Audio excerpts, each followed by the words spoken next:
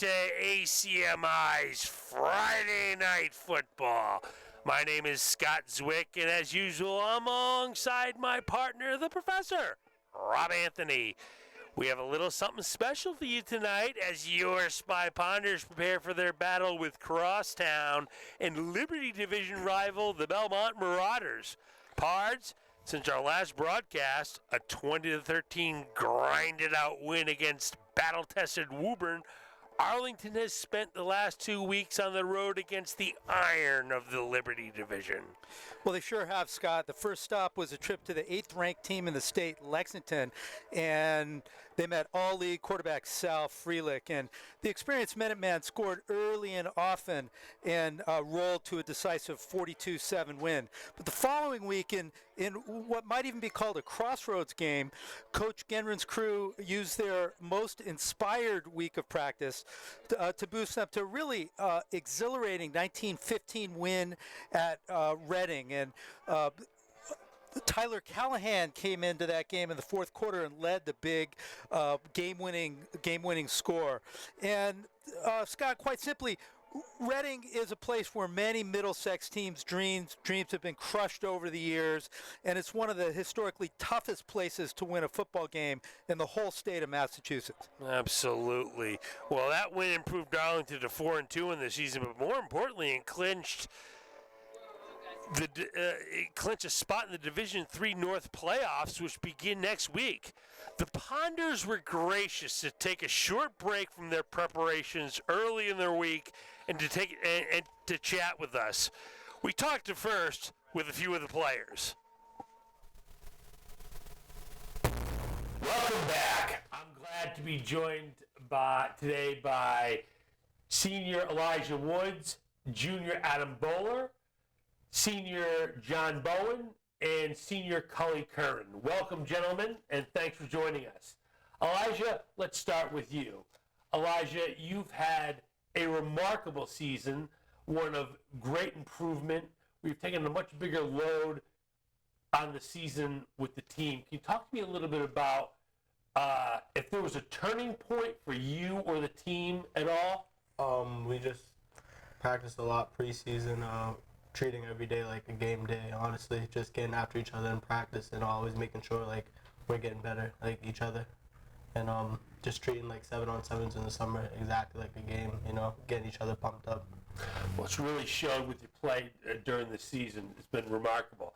Adam, you have had a tremendous amount of improvement from last year to this year. You've grown physically as a player, and you've shown just a lot of skill both on the field and off. Tell us a little bit about preparation for a game, specifically what you do as a quarterback in practice. Why don't you take us through a typical practice for a quarterback? Yeah, so starting on Monday, me and Coach Winters will sit down and watch the opposing team's film, and we'll see all their coverages, see all their blitzes, and we'll write them down. And then each week, I'm expected to give him notes on all of the defensive backs and about their tendencies, and then I hand that in to him. And then, so at the beginning of practice on a Tuesday, which is normally our offensive day, we'll start with just stretching, stuff like that, and then after that we'll go into offensive individual, we call it. So then that's when me and Tyler Callahan will do footwork drills, different stuff like that, going over what we're going to do for that week. And then after that, usually it turns into offensive group, and we do inside run and 7-on-7s. So me and Tyler will split up for that. And then 7-on-7s is just all the pass stuff. And then inside run, we just work on all of our run stuff. And then after that, we could do individual again. We could do more group. And then after that's just team. Offensive team just plays 11-on-11. Well, it's remarkable that all that work that goes in, and we see the results just on Friday, but that's a nice insight into what it takes to prepare for a football game, especially with the success you're having this year. John, let's turn to you. John, this is your second year as a linebacker for the team. Tell us a little bit about what a year has done to prepare you and help you this season. A year has definitely given me a lot of time to learn the tendencies of a linebacker, what the job is. It gave me time to become a linebacker, and this year I just started being a linebacker and not trying to work towards it, and I've started executing better. Absolutely, and that year just helped me get to execution next to my coaches and my team. Every play coming at me hard, never taking a play off. I mean, my linemen are coming up and whacking me, giving me every play, making me better, and it's just I owe it to the team really my first year, just getting me better, and now they're just helping me even execute. So it's definitely the first year helped me learn, and now I'm executing. We can definitely see the execution on the field. You're all over the place. You're having a great year. Colin, let's turn to you. The heat-seeking missile, I like to call you. You had the most bing-bang booms of anyone on the team so far this year. Tell us a little bit about the team in general and how they're coming together as the season's coming to an end.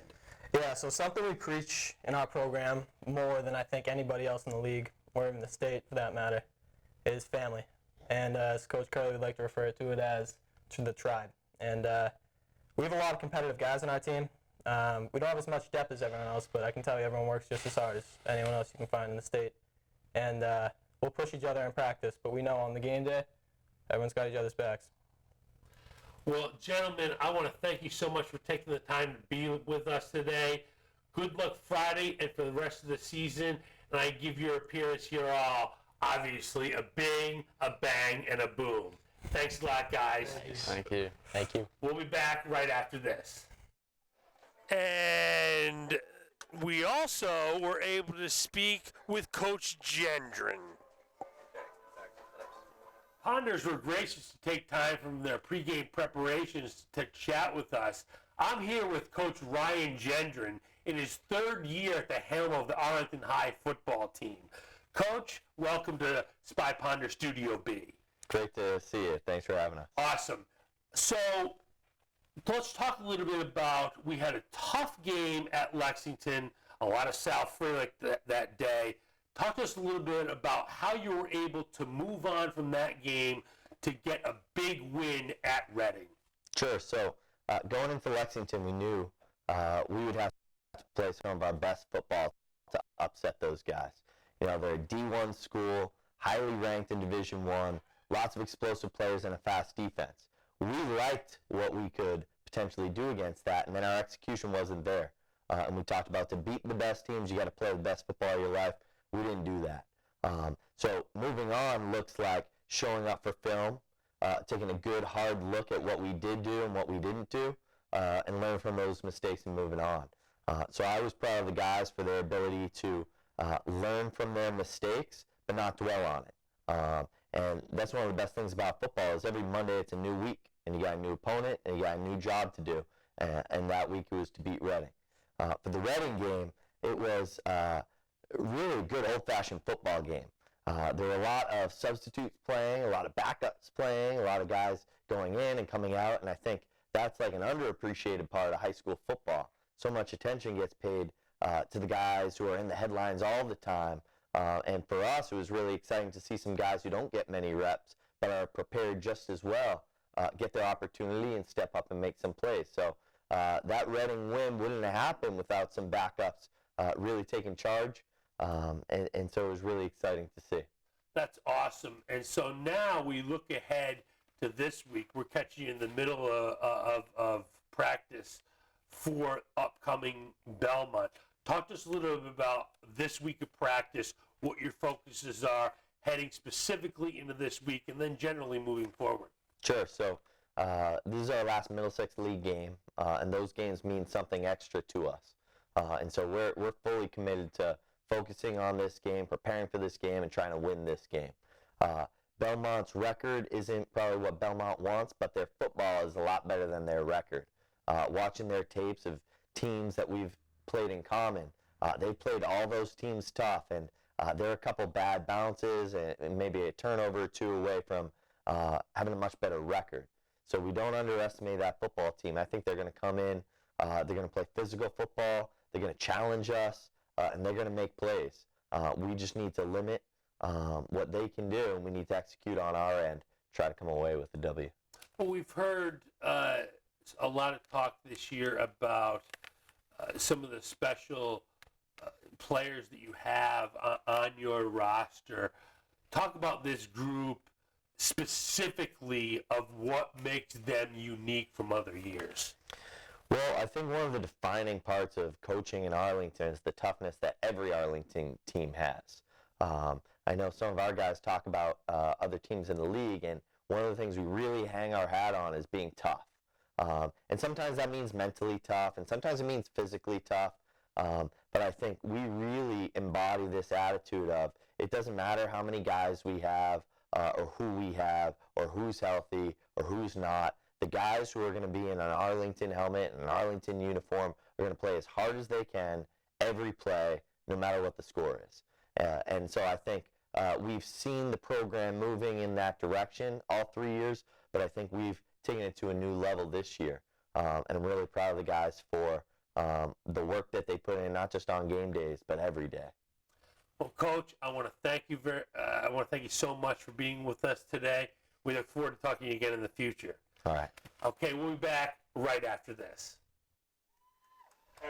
Well, Rob, I got to tell you, I got to give that a bing, a bang, and a boom. A special thanks out to Coach Gendron and his players for taking time out of their busy week to give us a little sneak peek, an inside peek at a little snapshot of the season of what's going on right now as we head down the stretch. And tonight, Rob, is senior night as we see the seniors being honored on the field. And they'll be taking on the 0-8 Marauders, who will try to ruin the party and make their own season. Yeah, the Marauders are having a little bit of a tough time, but this is why they play the game, as they say, Scott. We still got to take care of business, because the Marauders do have some players. The quarterback of the Marauders is senior quarterback George Fitzgerald. He's a tall QB. We saw him here last year. He did some damage, and he's got a big target in number 84, Jake Pollock. He's a tall wide receiver. They like to go deep, and as a matter of fact, they've put up some points this year, so the Marauders are not to be taken lightly. Maybe the best Marauder player, or the player that the Ponders are most worried about is number 45, halfback, middle linebacker, Adam Deese. Deese was injured last week. He's coming back into the lineup this week to face the Ponders, and he could give them a lift. I don't know, Scott, if there's such a thing as a signature loss in football, but if there is, the Marauders is against Reading this year. They lost to Reading 29-24. So this is a team that can play a little football. They sure can play a little football. Let's turn our sights down, Rob, to the Ponders. As I mentioned in the open, they have qualified for the playoffs, but there's still lots to play for tonight beyond sending the seniors off on a high note. That's right, Scott. They've qualified for the playoffs. Let me take a crack at explaining this. I spent some time this afternoon looking at this. First of all, my new National Geographic came today, and I was pleased to see that the cover story was about secret societies around the world. Then I turned to football, and I realized that the MIAA is one of those secret societies. But I did some professorial sleuthing, and I found out how they did all this. So let me take a crack at it. So Professor, teach us. Let us be your students. Okay. Guide us. I will do my best. Bottom line, Scott, here's what has to happen tonight. Belmont has qualified for the playoffs. They're in. Belmont. Excuse me. Oh my gosh. Half the class just got up and walked out. Yes, they did. F for the professor on the open. All right, I'm going to try on the final. Okay, so Arlington has qualified for the playoffs, and what is at stake is a home playoff game. You wanna go far in the playoffs. It's always better to play on your home field, as we know. That's what they want. Here's what has to happen for the Ponders to get a home playoff game. First of all, they got to take care of business tonight and beat Belmont. Second of all, Tewksbury needs to beat Bill Ricca at Billerica. Tewksbury's 5-1, and Billerica is 4-2. So that's going to be a key game. And then third thing that has to happen is that over in Marblehead, which is 6-0 on the season, needs to beat Danvers, which is 5-1. And Marblehead is a Division 4 team. Danvers is a Division 3 team. So we're going to be watching those games or relying on those games for the Ponders to get a home field game next Friday. So student has a question here, Professor. So all three of those must happen. It can't be one out of the three, two out of the three. If all three of those do not happen, they cannot host a home game. Is that correct? I believe that is correct. Now, that is based on the sources that I consulted, the MIAA. MIAA has a formula for power rankings, Right. and they have a formula for power ratings. The power ranking formula is used to determine tie breaks within the Liberty Large Division. The power rating formula is used to determine the playoff seeding. So let's talk about the power rating formula. The power rating formula, Scott, is this. If a team wins a game, they get 12 points if the team is in a higher division, or they get 10 points if a win is within their own division or in a lower division. I'm following. Okay? Actually, I'm following. That will determine the team's own value of points. Okay. The power rating formula also considers the opponent's value of points. So for every win by you get 3 points for every win by an opponent you defeat. So that's where the Ponders get tripped up a little bit tonight. Yes. If they defeat Belmont, they get 3 points for every Belmont win. 3 times 0 equals 0. It's 0. It's Right? 0. Whereas Danvers, which is currently behind them in the season in the standings, they play against a 6-0 team. If Danvers were to beat Marblehead, they would get 18 so points. 6 times 3 is 18. Yeah, so even though Danvers is playing against a lower division opponent, they can jump the Ponders in the standings by grabbing those points that are due to Marblehead's strength this year. You know, all kidding aside, Professor, you've really done an excellent job of explaining that. I actually do understand that after years of really not quite understanding what the playoff system was. And I can be quite candid with you. I know that there are coaches out there that don't understand what you just explained to me. You know how I know that? Because I've asked them, and they don't know. Right. So, you know, in one sense, you say, well, what kind of playoff system do we have here? I mean, it's so complicated. On the other hand, if you actually look into it, it's not really that complicated at all. It really is just if you win, you get 10.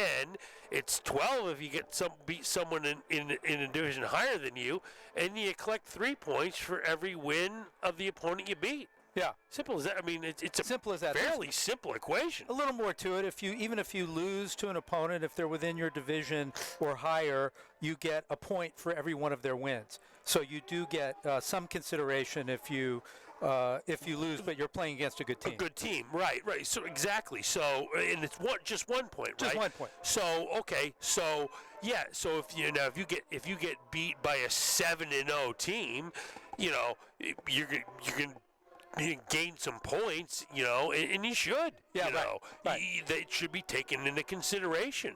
It's kind of actually, you know, ironically, what it really is kind of a simplified or a dumbing down system of a strength of schedule power ranking. Yeah. You know, NCAA that the NCAA the uses. NCAA uses, which nobody knows that formula. That might as well be, hidden in some vault somewhere. No one knows what that is. That's like 5 computers hooked up, to one supercomputer that uses that. It's some formula that nobody knows. So we know what's on the line here tonight. So basically, the Pioneers must win, Tewksbury must beat Billerica, and Marblehead must beat Danvers. The Pioneers are already in, so there's lots to play for tonight. It's senior night. It's a beautiful night for football. The Pioneers have been away for quite a while, and all systems go. Yeah, all systems go. So they had a tough loss against Lexington. I actually went to that game. It's a little bit humorous, Scott. So Lexington has 3 Minutemen on the field that fire muskets every time that Lexington scores, and then they fire muskets after the kickoff. And I thought the British were coming again. There was so much musket fire in the 42-7 game, but that Lexington team is just so strong. I don't think we can really take anything from that game. But what we can take something from is the exciting 1915 win against Reading. I mean, the bowler went down in the fourth quarter. Tyler Callahan stepped up, and on the road in a tough place to play, and they got the job done. So this is a team that's relied on effort to achieve. They've had a very balanced attack on both sides of the ball. They're well coached, had a nice season, and looking to get a win tonight to bring that momentum into the playoffs. And they sure will. I do want to go back a little bit, and you're talking about Lexington. Rob, we've done a lot of talk off the air about Lexington South Frelick, the quarterback, and lots of debates about what his future might be. Now that you saw him live, and you now see him 2 years live, last year we kind of had him somewhere at the lower Division I level as maybe a defensive back, possibly even a running back. Now that you've seen him live, tell us a little bit about what you thought, where you think he might end up in college, and honestly, I'm going to ask you where you think he ranks on the players that we've seen in our tenure together. Yeah, that's a good question, Scott. So, the strength of Frelick, I'd say, he has 2 strengths. One is speed, and the other is just overall kind of field sense on the football field. He's not a real tall player. I think that I would peg him as maybe a D2 player, a cornerback, potentially a running back. See what he wants to do. The prototype of a D2 corner and a D2 running back is 5'10". He's about 5'9". So that's kind of where I see him slotting in. He's wreaking havoc at the high school level. I mean, he is just running through everybody. Why do I say he's not a quarterback? I'm not sure I see the arm there. Now, he's had some success throwing the ball, but with that kind of running attack, I think teams are so afraid of his feet that he has a kind of an easy go of it throwing the football. I think it's just going to be very interesting. I mentioned South Frelick, so those of us out there, as move forward, something to kind of take a look at, as the playoffs go on. Keep an eye on Lexington, keep an eye on Frelick and how he's doing. For the Sponders, for the Spy Pioneers, you look at Division II, up and down. I don't see any powerhouses in there that I say, gee, I don't think they can beat that team or what have you. The Division III North is a little bit top heavy. There are a lot of teams that have good records. Lynn English leads Division III North with a 6-0 record. But this power rating formula that I described, if you look at the power ratings of all the teams, they're all bunched up. So this division is really all the way to the Super Bowl. This division really is wide open. It's wide open, which means that the possibility of the Ponders winning, Tewksbury beating Billerica, and Marblehead beating Danvers would really be a nice gift tonight, because traditionally teams play better at home. They just do. Absolutely, and the fans have shown a lot of support this year to the team and the boosters, and you'd like to kind of reward the whole football community with a home playoff game. But it's not. They will need a little bit of help to get there. So we see Belmont taking the field here, and. Belmont coming on the field, ready to go. They're 0-6. Certainly, they can make their season here. We're happy to have with us our sideline reporter, Max Cohen. And Max, tell us what it's like down there in the field. Tell us the flavor of Friday night football on ACMi. Thanks, guys. I'm down here on the sidelines for this senior night here at Arlington High School as your Spy Partners take on 0-6 Belmont. It should be a good one, especially for Arlington's taking on this weaker team, but they look serious out there on the sidelines, and they're not going to let it get to their heads. Back to you guys in the booth. Thanks a lot, Max, and we're hoping to go back to Max throughout the contest for various sideline reports. We're lucky to have a sideline reporter today. We're hoping to get a halftime interview with Coach Gendron. We're hoping for a Spy Ponder win. Lots of hope in the air tonight. Lots of hope in the air here on senior night, and we should mention that tonight is a night traditionally all over high school football where the seniors are going to be kind of celebrated and rewarded. This won't be the last home game. We have the Thanksgiving Day football game against Arlington Catholic. That's the tradition, but this is the last league contest for the seniors. It is, and good evening, ladies and gentlemen. On behalf of the administration and student body of Arlington High School, we welcome you here for a Middlesex League matchup between the visiting Belmont Marauders and your Arlington Spy Partners. so as the teams prepare, the captains prepare for the traditional coin toss, Rob, a game like this, senior night, it's important to understand that next week, week 8, everybody in MIAA plays. No, Belmont plays next week. The season doesn't end today, next week, or the week after. So it's important to understand that the way the MIAA does it, the way our playoff system works, that the playoffs start next week for Arlington and all the other qualifiers, but anyone that doesn't qualify, they play games matched up against equal type opponents, and if Arlington was to lose next week, they would play the week after. Yeah. There's guaranteed at least 2 more weeks of football. Is it a guarantee of 3 more weeks of football? I believe it's 3. I think it's 3. I believe it's 3. Weeks of football. Yeah. So you continue in the playoffs as long as, and then when you drop out, you keep on playing against other teams that have dropped out of the playoffs. And I remember in the infancy of this, we really didn't like it much at all. But as it's matriculated and gone through, we've found pockets of good and one of Arlington's biggest wins last year came in the last game of the season. Yeah, so let's talk about the good and the bad. I mean, the good is everybody plays, and the good is also that everybody plays against teams of kind of equal records or equal ability, let's say, and.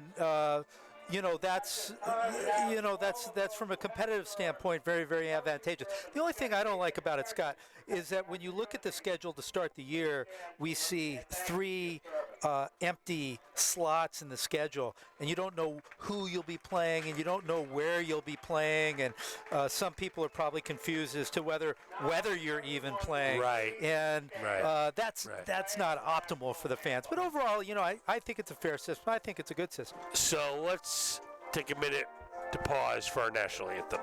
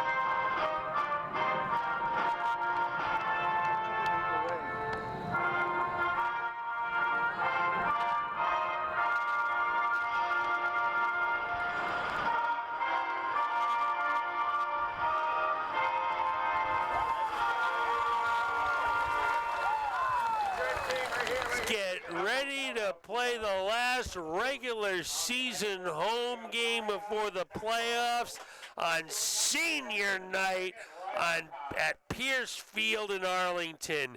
Kickoff, a perfect, balmy 63 degrees. Partner, it'll be a no gloves night tonight. It's, late October. It feels like the end of August, doesn't it? And for those who've watched our broadcasts in the past, we all know that Scott does not like to have to wear warm gloves with extra little warmers in them. So we're pleased with the weather tonight. Very pleased. I'm not a fan of the cold. I'm afraid of it. I don't like it.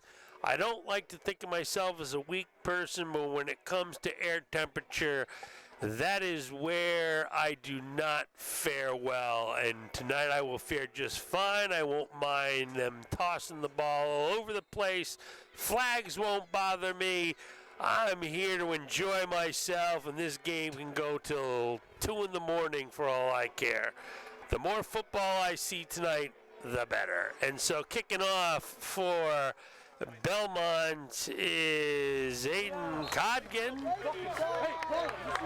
And Rob, I really was looking down there and couldn't tell you what happened. So we're off to a rousing start here. So I missed that too. I was looking at my notes, and I don't know if they tried an onside kick or whiffed at the ball. Maybe our sideline reporter will fill us in at some point. Well, whatever it was, it failed, and it failed miserably because the Spy Potters have 1st and 10 at their own 49, and we're getting an early glimpse as to why Belmont is 0-6 on the season. So, Adam Bowler, who you heard earlier give his practice routine, hands off to Woods, who zigs and zags and zooms for 4 and 5 on 1st down. And when the Spy Ponders are getting good chunks of 1st down, it's a good sign. So Woods has a little bit of a twisted left ankle. He went out of the Reading game and look for Joey Pazia perhaps to get a few extra carries tonight.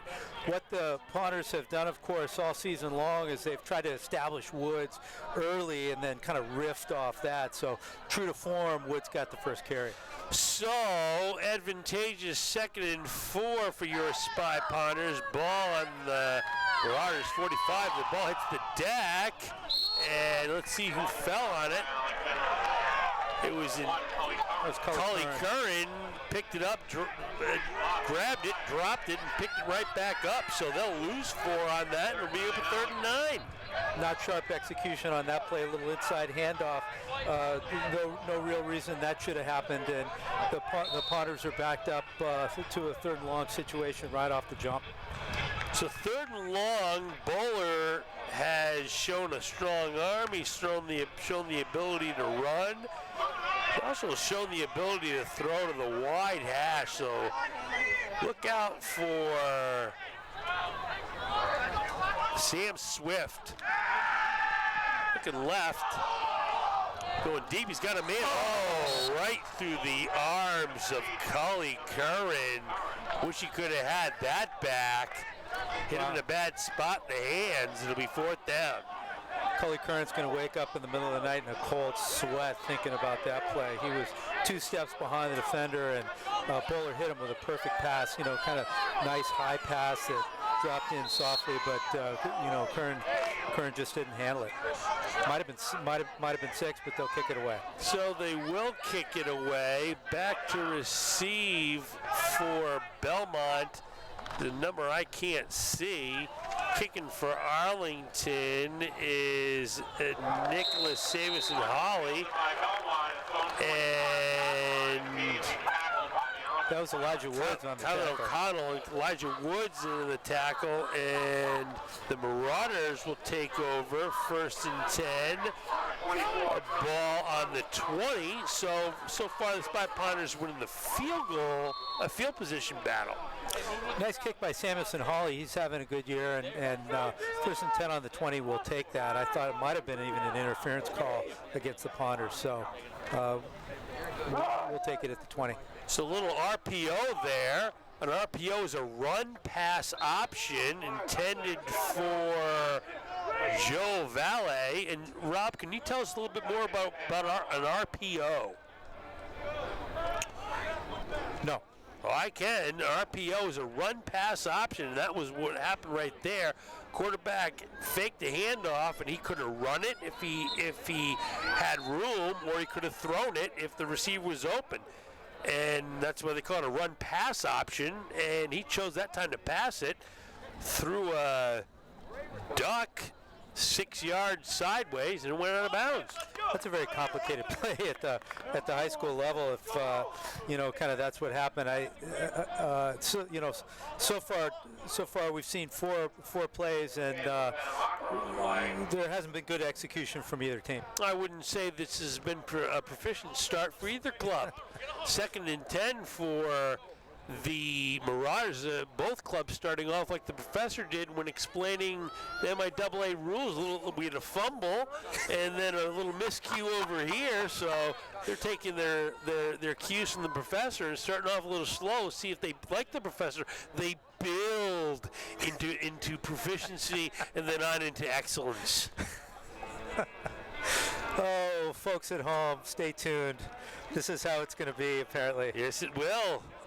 So Belmont is a team that likes to run the ball inside. So maybe the run pass option was kind of riffing off of what the punters expect them to do, which is try to establish the inside kind of dive and off tackle play. So you were a little taken back by the play one being a 6 yard sideways duck to the sidelines that wasn't touched by anybody?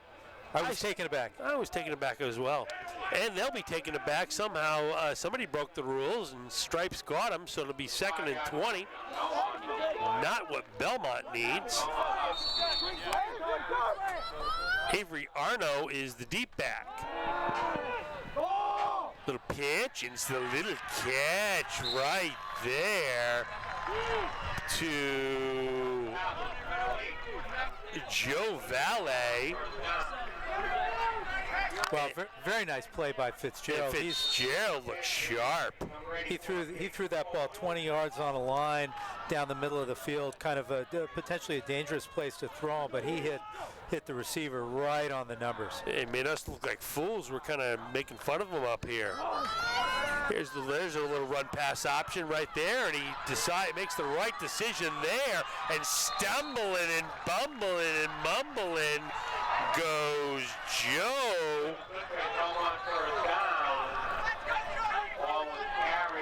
Rob, what is that name? I can't read that. Viale? So Viale stumbles over to the spy ponder land, specifically the 42. That's where Fitzy will take over. This time he's going to give it off. He hands it off to Keelan O'Connell, and O'Connell gets 2 or 3 before wrapped up by a pack of angry spy punters, bring up a 2nd and 9. Yeah, the Marauders like to go inside that. What you're calling the run pass option, they're trying to use to set up the inside handoff. And here's Fitzy, little step, little pitch. It's tipped. Could have been caught that time again, intended for Viale.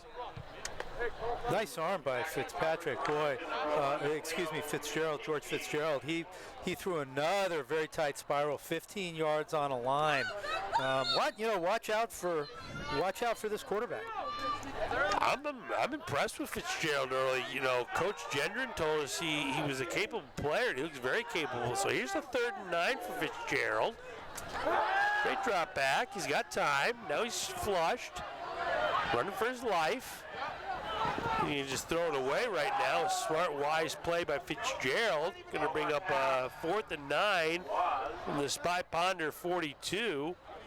And what do you think, Rob? Is this a punt here? What do you think Coach Cuman will be doing here?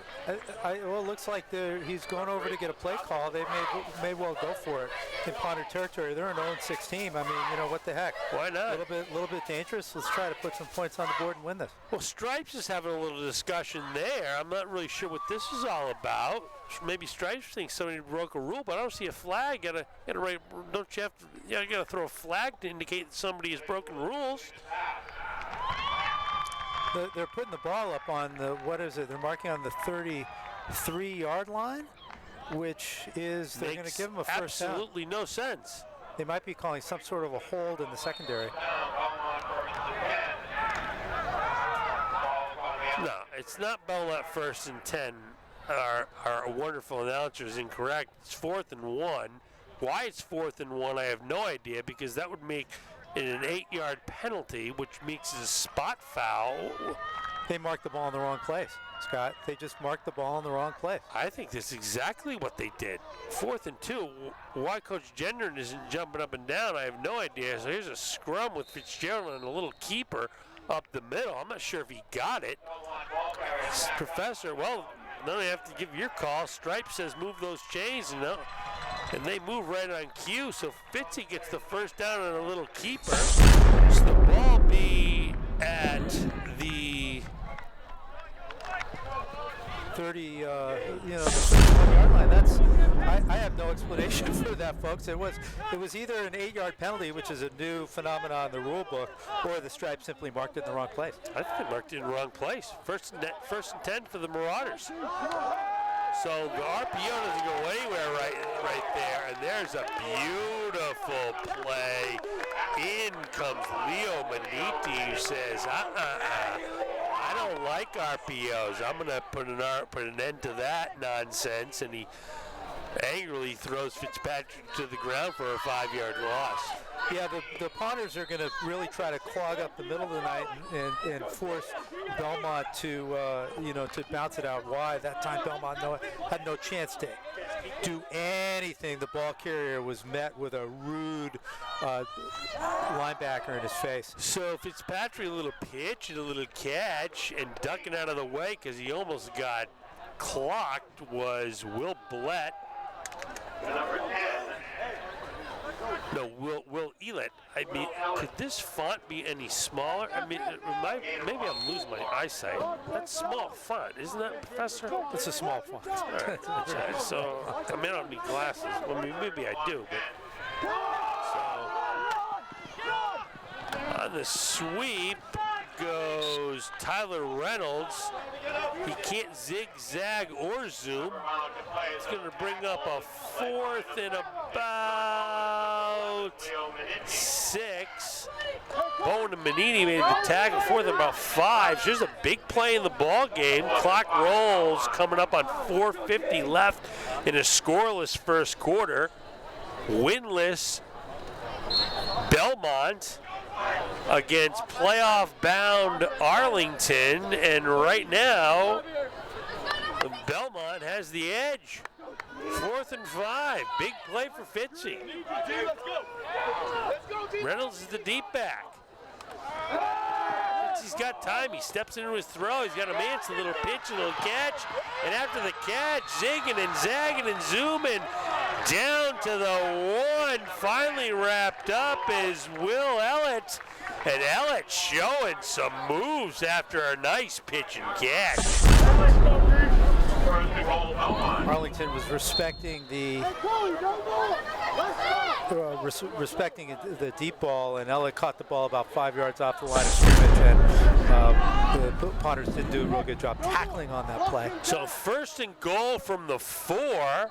Reynolds the deep back. They give it to Reynolds over the A gap, but he goes absolutely nowhere. Throwing his hands up the air to say enough of this nonsense is John Bowen. Mr. Bowen has been all over the field early on here, so that'll bring up 2nd and goal. A little loss at 2 there for the Marauders. Rob, you mentioned they haven't had trouble putting the ball in the end zone all season. That's one thing they have done fairly well. So here's 2nd and goal. Fitzy, he's got time again. Now he's flushed out of the pocket. Tries to go the other way, but he's finally, he throws this complete. And zigging and zagging and zooming, it's going to lose some yardage is Tyler Reynolds, but some nice improvisation by Fitzy. Fitzgerald did a great job. Leo Maniti had him in his grasp. He was going down for a loss. Somehow managed to unload the ball, and punters did a nice job chasing that play. So it still was a favorable play for the punters with an 8-yard loss. But that was near. Look at him scrambling around, trying to keep the play alive. Nice little, nice little catch. Nice little catch, a shoestring catch there. Although in hindsight, it probably would have been better just to drop it. So here is 3rd and goal. This time from the 12. Here's Fitzy, a little pitch, a little catch. Again, he goes right back to Ellett. And Ellett out at the 2. It'll be 4th and goal from the 2. So Fitzgerald and Ellett got a nice little combination going. So what is Belmont going to do here? If true to form, they consider themselves a power running team. They've gone absolutely nowhere with the power runs today, and have probably negative yardage already in this brief first quarter. So I'd almost expect them to go to the air, to the outside, maybe in a quick slant or a short out. The other thing, number 84, look for him in the right slot, can jump for the ball, and that's a nice option. So here's Reynolds, and he can't go anywhere. He's wrapped up by Maniti, who got a little bit of help from the Giveaway, and the Spy Ponders will take over. Yeah, I mean, the toss sweep, so they toss the ball back, and they really start the play on about the 8-yard line, and that's where the Ponders were to greet them. I don't like that play call, Scott, and the Ponders fortunately do like that play call. We'll take over on down. Yeah, it's hard to question an 0-6 team because you don't know. They're just kind of trying anything at this point. But if I was asking Mr. Cuman there, why aren't we letting Fitzpatrick throw the ball? He's looked dynamite so far. So the Spy Ponders will take over 1st and 10 from the 7.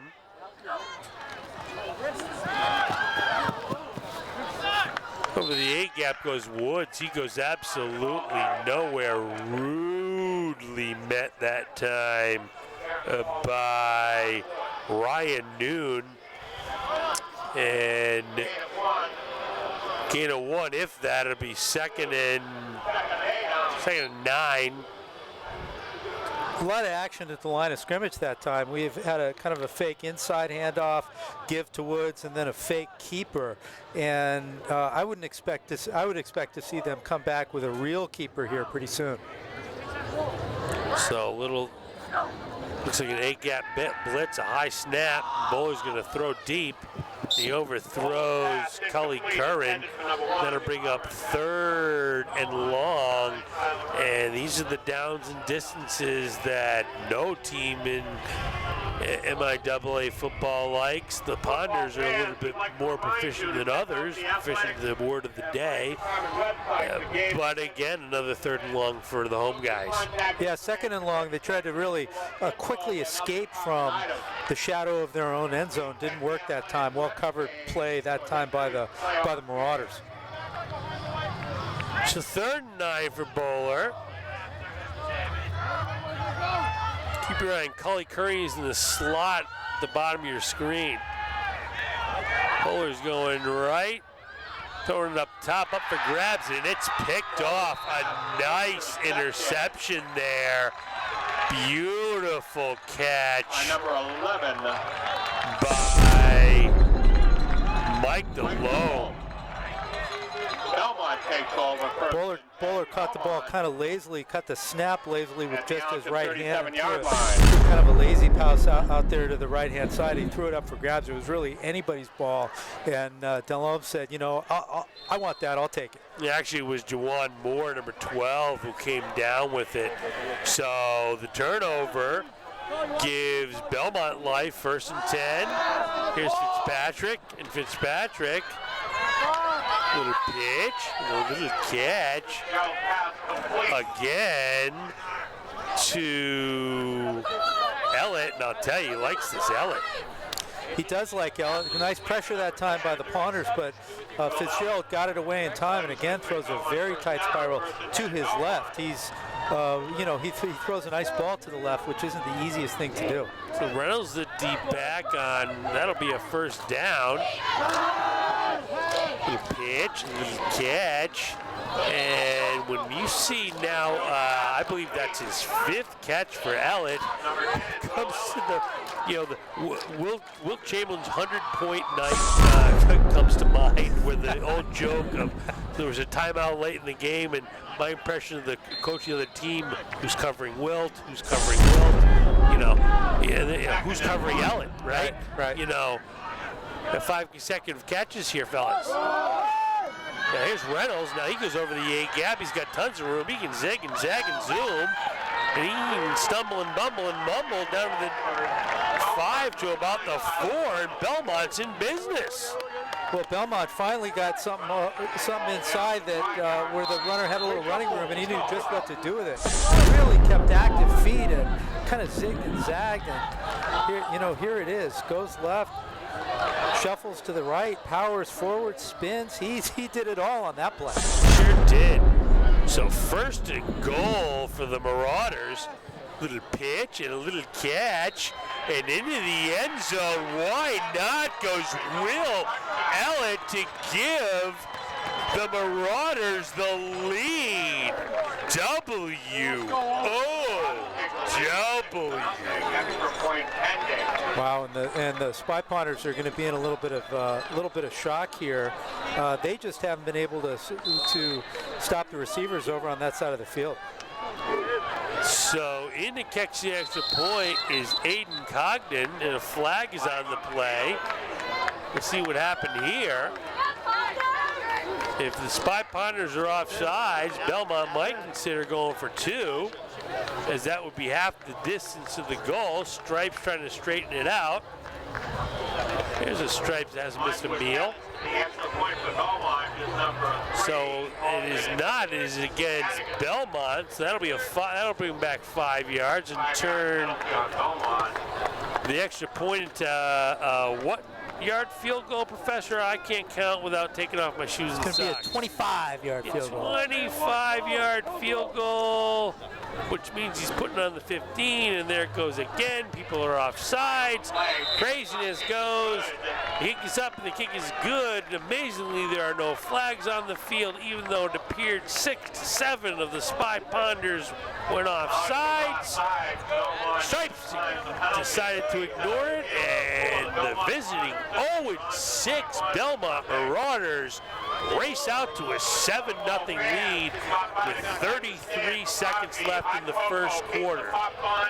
Well, apparently we can throw records out the window tonight, Scott. The Marauders have executed very, very crisply tonight, and George Fitzgerald is out of the box. He's again and again finding Elliott over on the left side for the 5-yard out, the 7-yard out, the 2-yard scamper. So, the Marauders have come to play, and Belmont better take heed and start to execute themselves. So in a minute here, we're going to talk to our sideline reporter, Max Cohen. And my question to Max Cohen is going to be, what the heck is going on down there, Max?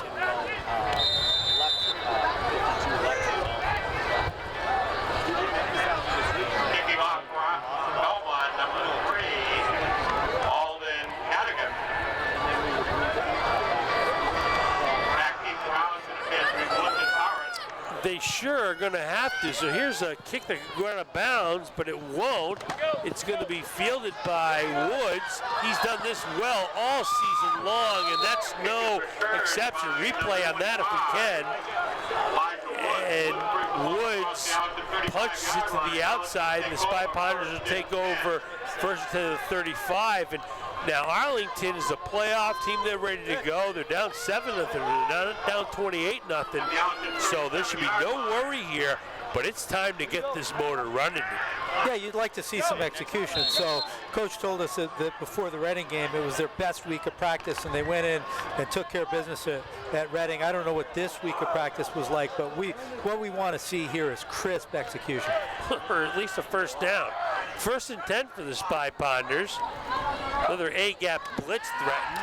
It's a stunt. A little swing pass from Elijah Woods, and he's got room to run. Cuts it back. Here goes Elijah at the 40 to the 30. Cuts it back again. Little spin move, and he could go all the way. Elijah Woods with a big and a bang and a boom. And the Spy Ponders answer right back. Outstanding play by Elijah Woods. Gets a little swing pattern at the 40-yard line and rolls 61 yards all the way in the end zone. It wasn't a straight run. He zigs. He zags. We'll see a big block here by number 1, Cully Curran. Ooh, springing Woods the final 10 yards in the end zone. Good job, Cully Curran. Great job, Elijah Woods. Great job by Elijah Woods, and that's how you answer when an 0-6 team gets a little bit of momentum on you. A little swing passer. What they did is they caught the Marauders in a stunt. I said it was an A-gap blitz, and they faked the A-gap blitz, and the linebacker went around to the outside, and the strong side linebacker filled that A-gap, and that just left nobody left in the flat. A perfect play call for that stunt. And so now Sam Swift will try the extra point. Snap is high, the kick is up. And the kick is good, and with 11 seconds left in the first half, we have a tie score. Your Arlington Spy Ponders 7 and the Belmont Marauders 7. So Rob, Belmont kind of takes control for almost the whole quarter, and it takes them all one play to get the momentum back. Yeah, the oxygen's got to be coming out of their tire right now. That was just an amazing play by Woods, and they got to be shaking their head and saying what happened. Really though, 7-7, not time for either team to panic. If you're, Belmont, you've certainly had a lot of success with the football, and you just come back and you try to do it again. So Colin Gilbert has done some crack stab work, and so far in the first half, the Spy Ponders have thrown for 62 yards, mostly on that play right there. The Marauders have thrown for 84 yards and rushed for 25. So it's been a very successful, from a statistics standpoint, it's very successful for the Marauders. But on the scoreboard, it's all tied up. 11 seconds left. Here's Swift. That little pooch kick they like. I think he might up back, where he can't do a whole lot with it, and he goes over the 30 to about the 33. And Rob, with that pooch kick, I think that's exactly what they're looking for there, the 30, 33-ish. What they don't want is the 50 or a large run back, but they're also, they're going to give up a pin. They're not going to really pin them deep very often. Would you call that a Swift kick? It sure was a Swift kick. Gave him a Swift kick. Swift kick. I'm sorry, Mr. Swift. I couldn't resist. Can't resist. Been holding on to that one for 6 weeks. I feel good. There you go. Who sings this? Don't know. Fats Domino? No, Fats Domino. Please. Who? I got it. No, I'm. Is it Richard? Here's the chair over the middle. It's intercepted by Cully Curran. He's got a lane and some blockers. Here goes Curran. He cuts it back. He zigs. He zags. He's got some daylight. Here he goes to the 5, to the 4, and he walks into the end zone. Cully Curran tosses the ball to the official nonchalantly, and a big bang boom. And a WOW. Let's watch Curran here. He gets the ball on what? Exactly the 47-yard line. This will go into the books as a 47-yard run, but he runs much further than that. And again, we're going to see a nice block here by the Ponders. Oh, and that's Adam El-Younsi with a big block, springing Curran in the end zone. Unfortunately, I just heard the announcer say we have a holding call. For a holding call there. I didn't see it much on the replay. Max, did you see a hold there? Smithy, I didn't see a hold, but that's what the ref saw. It looked like kind of bang play there. Maybe there's a little bit of holding that it was just a little tug of the jersey, but that's all it takes. That's all it takes, and the Stripes are in charge, and we're not. That's why they'll march off 10 yards from the spot of the foul. And so Curran's touchdown is wiped off the board. The first quarter comes to an end. The Spy Ponders are tied with the Marauders at 7. And so Rob, again, after a long period of time where the Marauders had control of this game, right now it's all Spy Ponders, even with the penalty. Some offense broke out, and the Spy Ponders will welcome the ball. And what a great run by Cully Curran there, and he made up for his drop pass. Remember in the their first possession, he was behind the defense and dropped a ball that might have been 6. He didn't drop this one. That was kind of a Willie Mays-like over-the-shoulder catch in center field, and beautiful run after the catch, but called back by the hold. Ponders with 32 yards to go, are very happy to have the football. They sure are. You see Curran make a play like that, Robin. As you know, my daughter's a freshman volleyball player at Winchester High, and one thing that we've been talking about is toughness. What is toughness? And we've kind of defined toughness at its ground foundation is being able to move on to the next play, not worrying what we did in the past, not looking at the future, staying in the moment, and it appears Cully Curran is able to do that. So here's Bowler on a rollout. He's looking down the field, little pitch, and it's incomplete. Bowler's pass, incomplete. And despite the pass to Woods, Bowler looks a little out of sync tonight. Got a little penetration that time from the Marauders and good coverage. There was really nobody open. I wouldn't mind seeing the Ponders receivers kind of break down and improvise a little bit when Bowler is flushed from the pocket. Bowler really didn't have anything to do with it. Finally had to throw it out of bounds. Well, usually what I like to do, or the rule I always said, anytime you're in doubt and it's a scramble, run towards the ball. So here's Woods over the A gap. He zigs, he can't zag and zoom. He's brought down by a pair of angry Marauders. Ellett and Delhomme, they met at Woods' shoulder blade and brought him down. He has 4-down territory here, I do.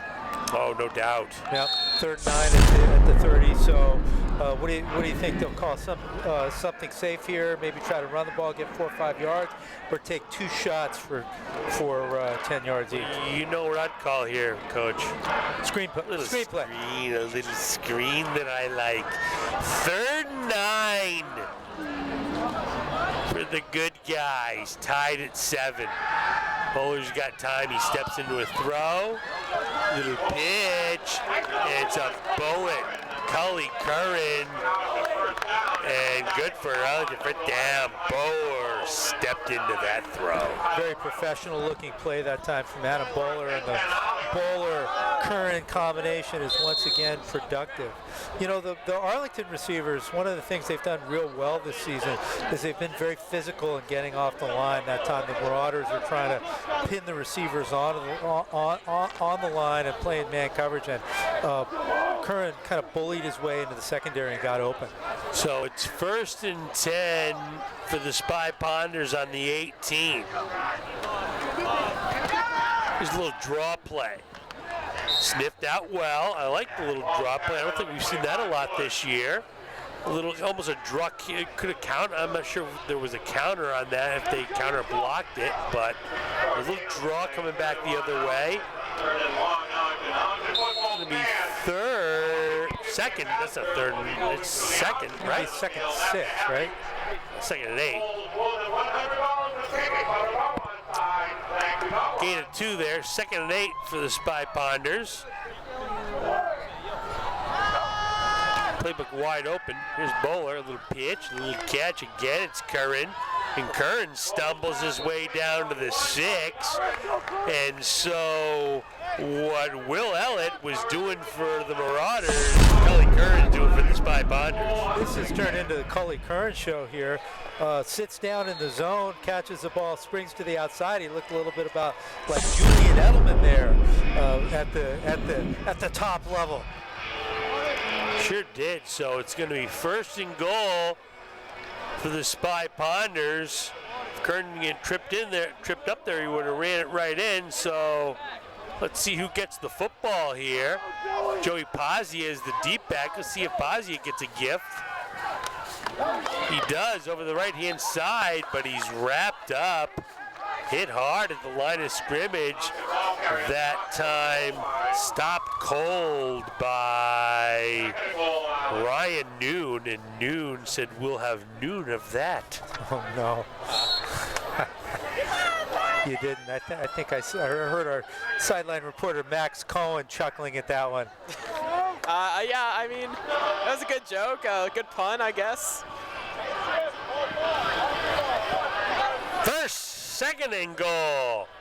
Bowler under center, first time all year I've seen him, and he stumbles into the end zone. Goes Adam Bowler under center for the first time that I've seen all year long, and he just rams his way into the end zone. Big bang boom. Adam Bowler, and I think the Marauders might have been a little bit surprised at that too. And but you know, Bowler has been involved by my count, and a very large percentage of the touchdowns this year by the Spawners. He's run for one every game that I can remember, and he's got one early tonight. So Cully Curran will snap it. Peter Roach will hold it. And Sam Swift will kick it. And the kick is good. And with 7:37 left in the first half, our Spy Ponders take a 14-7 lead. And Rob, how did we get there? So we got there quickly for the Marauders. With 33 seconds left in the first quarter, we had Fitzgerald to, was it Ellett? Yeah, Ellett. To Will Ellett for 11 yards to make it 7-0. Then with 11 seconds left, 22 seconds later, Bowler hit Elijah Woods and hit him for 1 yard. He scampered for 60 more, 61 yards in total. That made it 7-7, and here we saw Adam Bowler with a two-yard sneak into the end zone. 7:37 left in the second quarter, 14-7. 14-7, 21 points so far in the ball game, and both teams are high scoring. So we'll have to see whether this game is overwhelming or underwhelming. I would think it's probably going to be fairly overwhelming. Anyway, Swift will kick off from his 40. And it's that little pooch kick. If it goes out of bounds, that's bad news. And I don't think it was touched. There goes the flag. So it'll be a 10-yard penalty. And they'll have to re-kick it. And this is the rule I don't like, Rob, and I like to tell it every time. So at the high school level, I mean at the college level and the pro level, you kick it out of bounds, it's automatically taken to the 40-yard line by the other club. And they're marking this at the 30. Maybe he touched it. I mean, I thought I saw a flag. And maybe the penalty was declined. Yeah, maybe. Maybe they wanted it at 30. 30's good enough for them. They figure Fitzpatrick can do it all. Here's Fitzy. Well, RPO. He's going to run it this time. He's not going to go anywhere. Tried for the edge, couldn't get it. Now, I don't know a lot about RPOs. I know enough to know that wide receivers shouldn't stand there and do nothing. He should either move forward or You think that's a real? You think Absolutely. that's a real option? Yes. They're running an option. I mean, yes. I think that's a silly play. Oh, I mean, you think an RPO is a silly play, I or think so. this RPO? This RPO is a silly play for Belmont right Well, this hasn't been a silly play at all. This little pitch and catch to Ellett. So, I mean, are you familiar with it? I mean, RPO is kind of the new age thing in college football. It brought in probably 2 years ago by a couple of teams. Now there's probably about 30 running them in true RPOs in college football. If you watch BYU, they were the ones that kind of brought it in. Well, I guess here's my The idea is the quarterback attacks, the E-gap, the outside linebackers unblocked, and the wide receiver runs a go route. Make a decision. Here's Fitzy on a keeper, brought down by Bowen.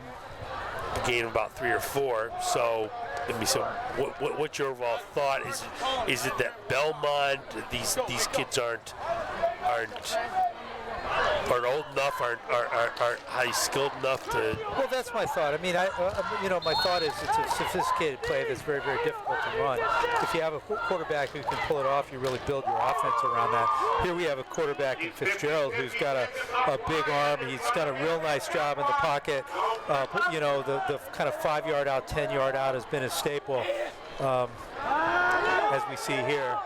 He goes down a nice sack that time by Joey Pazia, and that'll force the Marauders to punt. So my comment is, it doesn't look to be the kind of player, the kind of team that's going to kind of run that play successfully or really need that. Yeah, my only response to that is the irony of the RPO is that it's meant to be super simple. He's running a fly route. He's either wide open, you throw it to him, or he runs it. It's not really, there's no like hemming and hawing. It's a run play, and you pass it, the guy's wide open. So, well, what this RPO has been is a little swing play.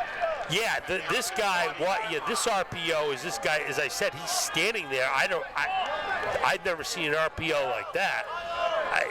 I mean, there's options off the RPO, right, which means if the guy's playing 10 yards off, you just turn, in which case the quarterback stands up and just drills it to him. But they're not doing that. It's faking the handoff. I mean, we're going to talk RPOs all night. I mean, I probably could, but we'd drop audience members like bad habits. 1st and 10 for your Spy Ponders, leading 14-7. 5:47 left to go in the first half. Here's Elijah Woods over the left-hand side. He's tripped up that time, and Woods showed a real nice burst there in the first half. But there's 2 Elijah Woods. There's the Elijah Woods that hits that hole hard and goes to the outside, and there's the Elijah Woods that's a little tentative, and that was the Elijah Woods that's a little tentative.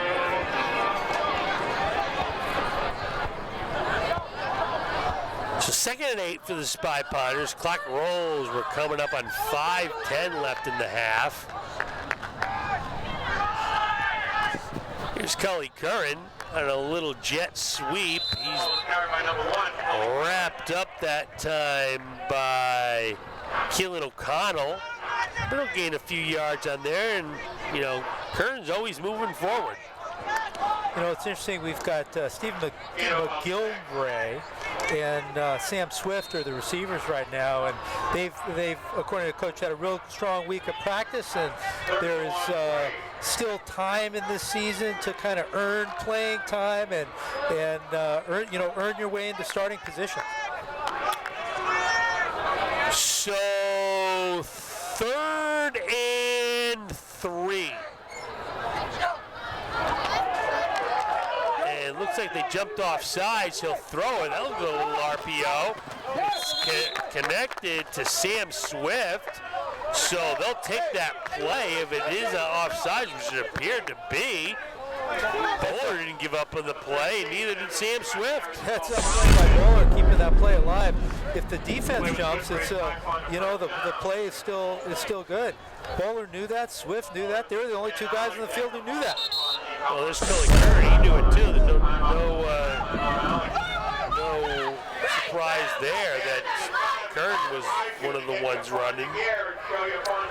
But that play kind of reminds me of a play that I've seen run a few times, and that's, I don't know if you've ever seen it, the play where the quarterback takes the snap and the entire line doesn't move. They literally don't move, and the quarterback runs around end, and they just see what the other team does. And oftentimes the other team will stand up and go, what's going on here?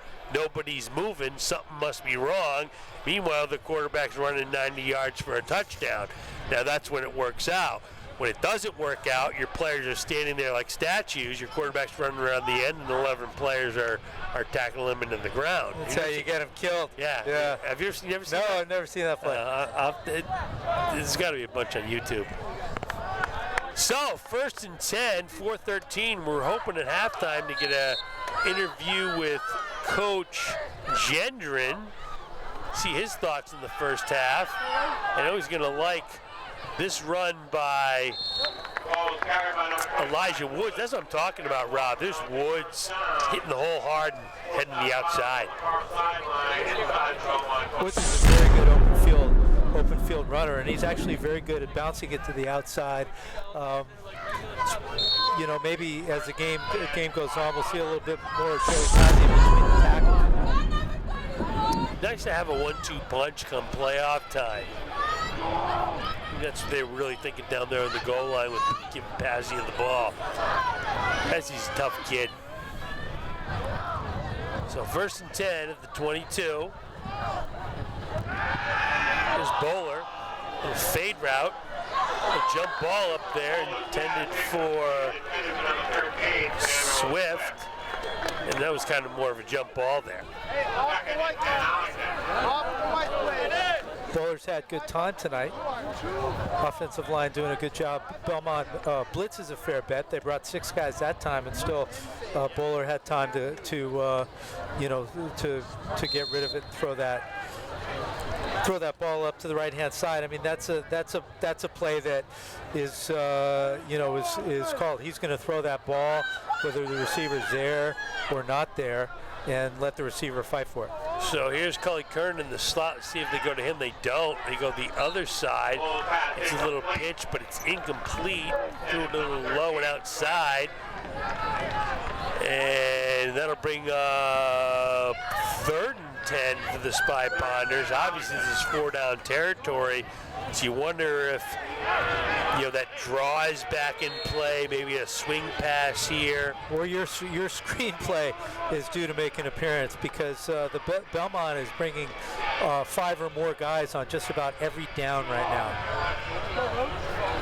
So 3rd and 10. Swift is the bottom of your screen. Bowler's got time. On the run, he's looking in the end zone. That's Swift, and they're going to call pass interference, and that's going to be 15 yards and a 1st down for the Spy Ponders. Yeah, there's no question that was pass interference. That was an easy call. I think we'll see it here. Bowler did a nice job buying time. Good coverage that time by Belmont. Bowler unloads the ball, and you see number 44 with his hands all over the receiver. Yeah. Left side of the ball, panicked a little bit, just grabbed the receiver. Yeah. And that's what scrambling will do for you. It buys you time, and it allows the receivers to just what you said before, improvise, right? At that time we were 8-9 seconds into the play, so whatever they were doing there was past whatever their route was, and so they were moving to open spots in the field, and that's when the defenders start panicking, they get grabby, and that's what you saw right there. So what I was always taught was when the play breaks down, quarterback flushes out of the pocket. If you're going away from the quarterback, you turn around and come back to him. If you're going towards the quarterback, you run away as a receiver. Well, there you go. Here's a little swing pass intended for Woods. Kind of sniffed out there by double nickels on Belmont. That is Sam Segan. And so Belmont's a big stand for Belmont. It's big plays in the ball game coming up here. As Ted Nugent stranglehold plays. Wow. My gosh. It's all 70s all the time here at Pierce Field. Bull's going to roll out. You got a man, and there it is, a little pitch, and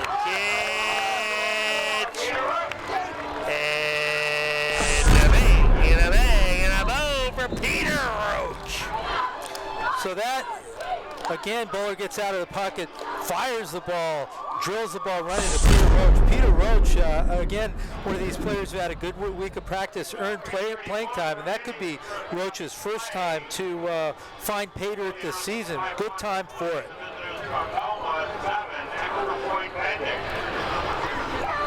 So Colin Curran will snap it. Roach, who just caught the touchdown pass, floats in. He doesn't have to walk in to hold this, he just floats in. Holds the ball, perfect hold. The kick is up, and the kick is good. And with 3:31 left in the first half, your Spy Ponders take a 21-7 lead. And Max, you're down there at the sidelines right near the Spy Ponders. Are they, as Pete Carroll would say, jacked and pumped right now? I think so, and I think I'm going to be honest here, as someone who's played high school and football, when you have things like senior night and homecoming, it can throw off your mojo, and I think it's taken them a little bit longer to get into this game than usual, but they've really done a nice job at getting it together and putting some points on the board here. They sure have. It's a really good observation. Using your own experience, Max, let me ask you. I mean, you remember senior night. Did you have extra jitters that night, a little extra nerves that night? You know, anytime your routine is different from what it usually is, it just throws you off and you're not prepared as much as you are because you're just thinking about other things like walking on the field with your parents, who your homecoming date's going to be, not thinking about the game. Right. Yeah, if you're lucky, I certainly wasn't thinking about a homecoming date, but I certainly was thinking about running out in the field, making sure I didn't trip. So 1st and 10 for the Belmont Marauders, and Rob, with 3:25 left in the half, Belmont certainly played a good first half in general, and haven't gotten much going since, and you gotta kind of think they really need to get something going here. I'm not saying they gotta get the ball in the end zone, but they've got to prove to themselves that they can move this football, and you gotta say go back to Will Ellett. Got to think that. That's where they've had success. 3 minutes, 30 seconds, plenty of time. They don't go to Ellett. They go over the A-gap, and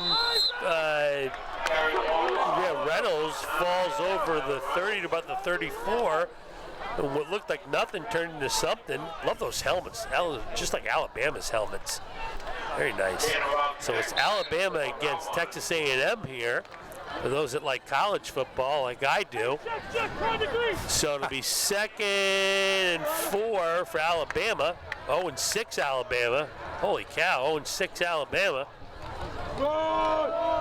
And I guess they're going to be content to, run the ball and run out the clock. And, I'm a little surprised. we're down 14. Yeah. Way to go, guys. So anyway, that was a handoff to a fullback who might run a 40 hair faster than me. He's lucky. Brings up a 3rd and short for the Marauders. Let's see what they do here. Where's my man, Will Ellett? Not in the game. Little pitch. Yeah, there he is. He is in the game. Jeez. How did I miss him? Fitzgerald didn't miss him. Little pitch, little catch, little first down for the Marauders. The clock will stop at 2:11. So we thought they were going to sit on it, and they're not. In their scoring drive in the first quarter, they lived off that play very successfully. It's the first time we've seen it in a while. Here's Ellis. Bells. So Fitzgerald's pass again that complete this time. This time it's to, no, that time it was Jake Pollock. I'll tell you, this Elliot's a decent ball player. He gets himself open. Yeah. And Fitzpatrick throws the ball to him. I mean, Yep. it steps into throws. This league's loaded with quarterbacks. He's flush in the pocket here, and he just throws it away. Let's think of this league. I mean, Stoneham's got a good quarterback. Felix, one of the best quarterbacks in the state. Adam Bowler's one of the best quarterbacks in the area. Do you remember the Winchester quarterback's name? The tall kid? He got hurt. Oh, did he? That's Fitzpatrick. Fitzpatrick, right. From Winchester. He's going to play college football. 6'4", strong arm. Yep. He unfortunately got hurt. Got a funny story about that. I can tell maybe in the second half. They asked him to limp on the sidelines. The other team would think he's more hurt than he was. So 1st and 10 is a little pitch and catch this time. It's to Luke Hopkins. So Fitzgerald is getting himself going. His clock stops at 1:18. Obviously, they got a ton of timeouts left. We don't keep them, so we don't know how many they got. They're moving the chains. A little pitch and a little catch there. Moving those chains. Now watch Fitzgerald step into these throws. This is a little draw here. And again, falling forward is Reynolds. Falls forward. Now the clock's rolling, coming up on 1 minute. Gotta move quickly here, fellas. Gotta move quickly here, fellas. Tick, tick, tick. Here's Fitzgerald. He's going to throw it outside. There's that man again, and he gets a few extra yards. I'll tell you, on top of everything else, he runs nice routes, but I'll tell you, this Elliot's really good after the catch. Yeah, he got about, what was it, about 10 yards after the catch that time? Yes. He's pretty speedy, and from from a standing start, he's quick. I bet you he runs, exactly, I bet you he runs a tremendous 10-yard sprint. They're picking on the right side of the Pawners, left side of the Pawners, right side of their own formation on this drive. Yeah, that's where Elliott goes again. He's at the top of your screen. Keep your eye on him. I know Fitzgerald will. There he is again. He comes back to the ball. And let's see, they roll the clock. They're gonna have to call a timeout, which they do. So Will Ellett makes the first mistake he's made all game and not getting out of bounds there. But we're not keeping precise stats here. Colin, do we know exactly how many catches Ellett has? It's got to be a bunch. I'm going to guess it's 9 or 10. I think 9 or 10. Yeah, I think 9 or 10. And which comes. And why not? I mean, just keep on going to them until you stop them. Well, they haven't come close to stopping. Well, he's got 9 or 10 with 35 seconds left in the first half. I'm wondering what the Middlesex record is. He's got 7. There he is again. Intercepted. It's intercepted. by Colin. They tried to take too big of a bite of the apple. They went to Ellett one more time it would have been his 8th completion, but Colin Curran says, I'll take that for my 2nd interception. Great job by Colin Curran that time, not biting on Ellett's. Ellett center stepped at about 10 yards, and after catching 4 or 5 balls in a row, exactly like that, Curran might have been on it, but he didn't. And Fitzgerald just threw it up for grabs, and Curran is not going to be outfought for that ball. No, he's not. One has to wonder what moved the Marauders off the 6 successful 10-yard passes that they had in a row and made them do something different. I guess they didn't like the success they were having. So over the left-hand side. Well, what they thought is they would fake that exact pass and they'd catch the Ponders, and the Ponders would bite. But I think the Ponders anticipated that Belmont would be doing a little of that tonight and did not bite. So there's not going to be another play run, and we're going to be sending it down to Max. Max, make sure you got somebody that's going to grab that coach for you. Yeah. Somebody's got to grab that coach. So we'll see if Max is able to get Coach Gendron.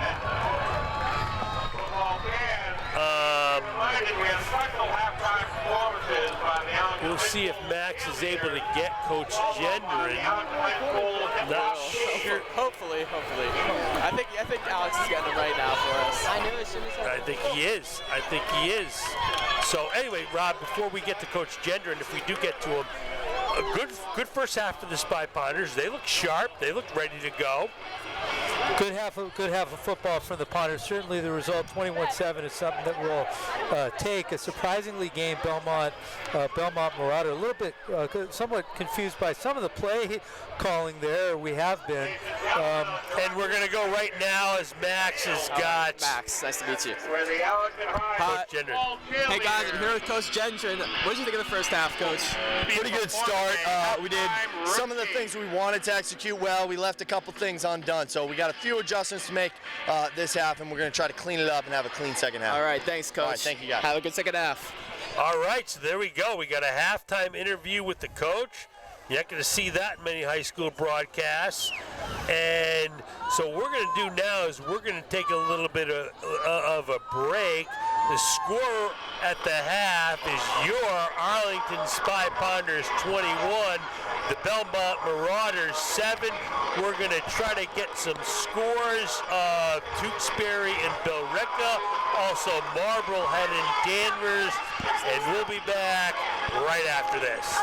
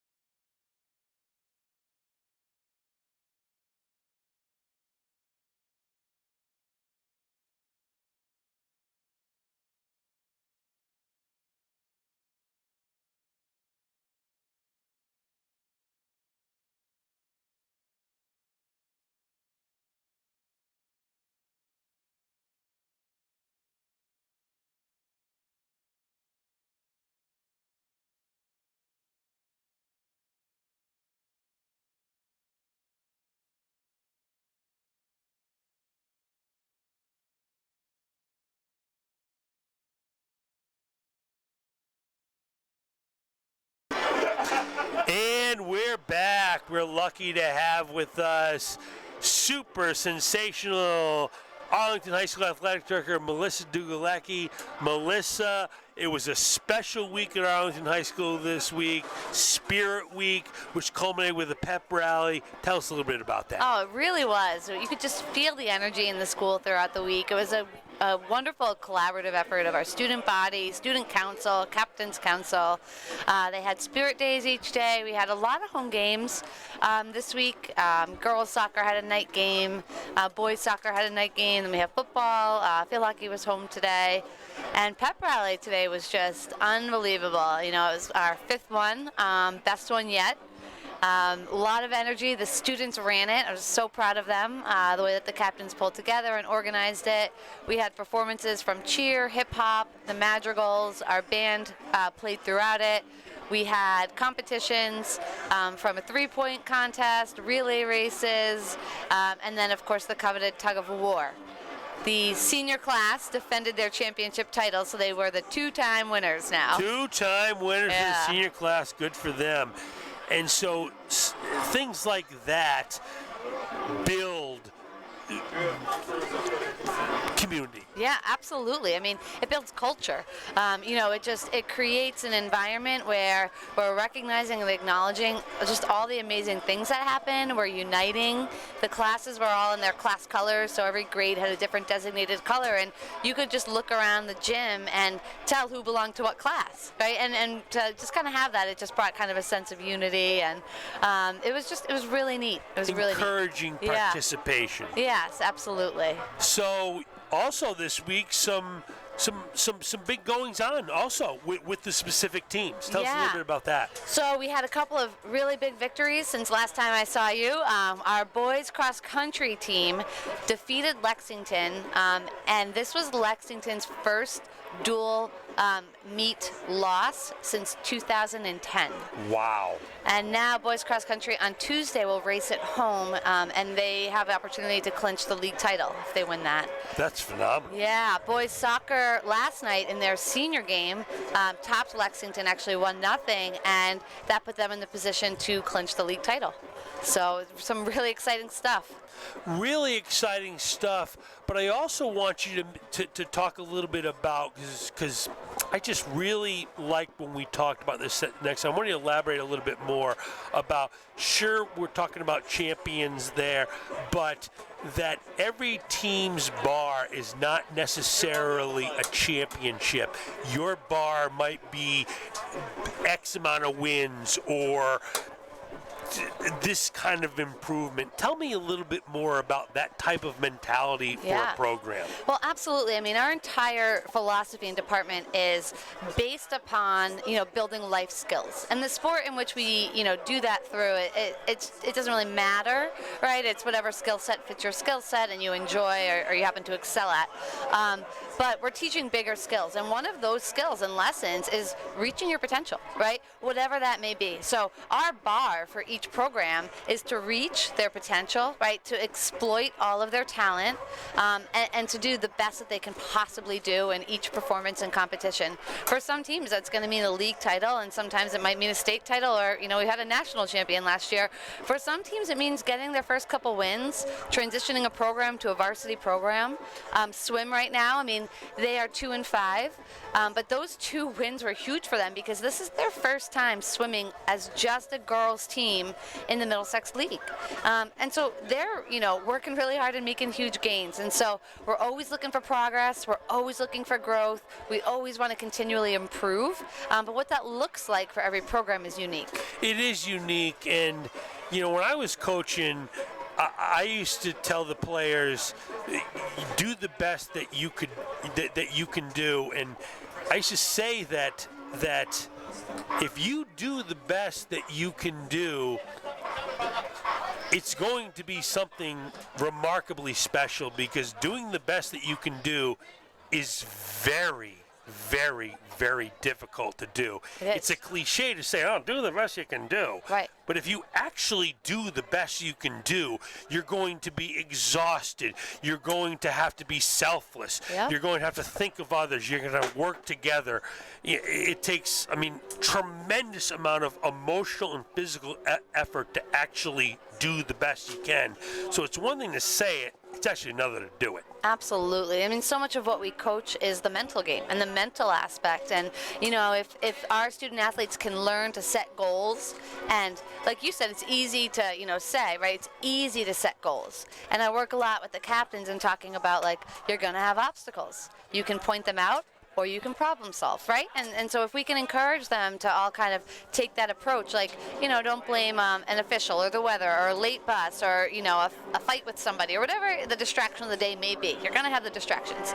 But if you can learn to kind of persevere through those, right, and leave it all out there and be your very best version of, your sport and yourself that day, the results will take care of themselves. They will take care of them. themselves, and as you've pointed out many times about the life skills, that's what will take care of you in life. Correct. It will. So, Melissa, another home run here. Things are going super, and very soon we'll see you back here on Thanksgiving as we transition into the wonderful winter sports. Yes, we will. And Sunday football seedings for playoffs will come out, so I will make sure to let you know what's happening there, and I will hopefully get a we scoop. score a home game. Hear that, people? I will be getting a scoop. Hang on to your Twitter accounts. Follow me at ACMi Scott. A scoop will be coming my way. Seating brackets from the AD at Arlington High School because I'm in tight. Okay. Melissa, thank you so much. Thank you have you, a Scott. second half to go. Yes. Thanks, and we'll see you soon, probably on Thanksgiving. Sounds great. Awesome. Great week. Thanks.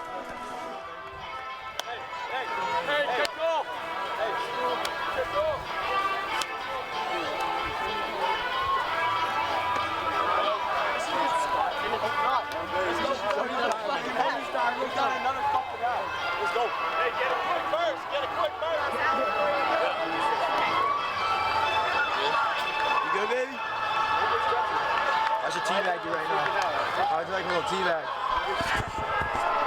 And we're back as we're about to start the second half. We were lucky to have, Rob, what other high schools in the country are getting an interview with the coach at the halftime, and then the AD comes in for an interview. We're doing nice things here at ACMi. But Nice. on the probably in the field, 21-7. What were your overall thoughts in the first half?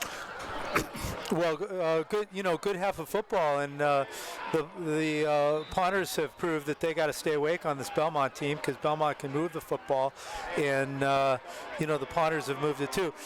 The Marauders are going to start with the ball here, so they'll have an opportunity to kind of draw first blood in the second half. They will, and so if this one's taken and zigging and zagging and zooming and finally shoved out of bounds angrily is Avery Gartlett. And so the first half of Belmont was all Will Ellett. It was all Will Ellett, and the first quarter was all Will Ellett. Just before halftime was all Will Ellett. You got to think that they're going to go to Will Ellett here early and often again. And then, of course, the flip side is I'm assuming the name Will Ellett came up quite a few times in the Arlington locker room. So we'll see how they respond. Yeah. So 1st and 10 for the Marauders, and Fitzgerald.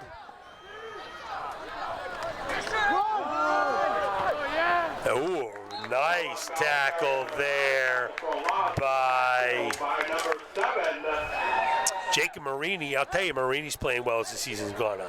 And the Pawners have done a really nice job getting the ball and getting into the Marauders' backfield, and the Marauders really got nothing going between the tackles. No, they really haven't. A few times.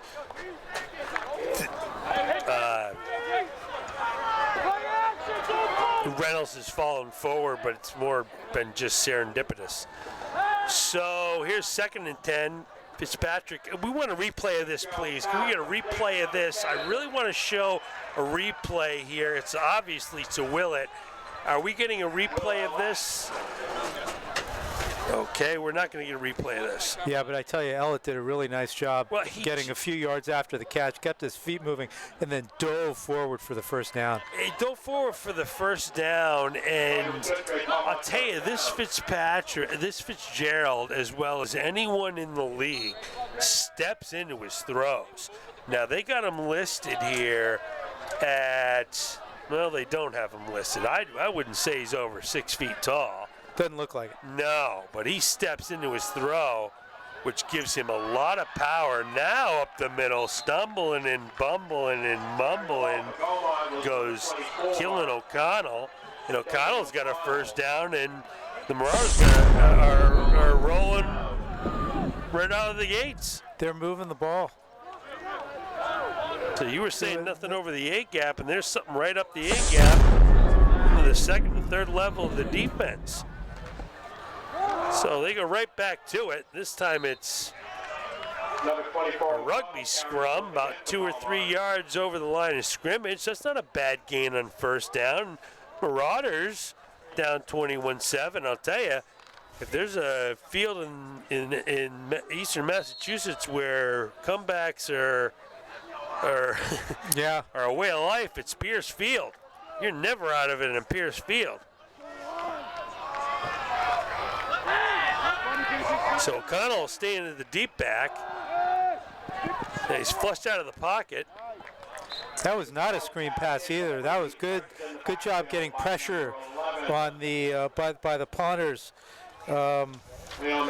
Pressure that time was brought by Maniti and Pazia, doing a great job pressuring the quarterback. And if you want to slow down high-octane passing attack, there's no better way to do it than get in the quarterback's face. No, Maniti's making an early bid for ACMi Player of the Game on senior night.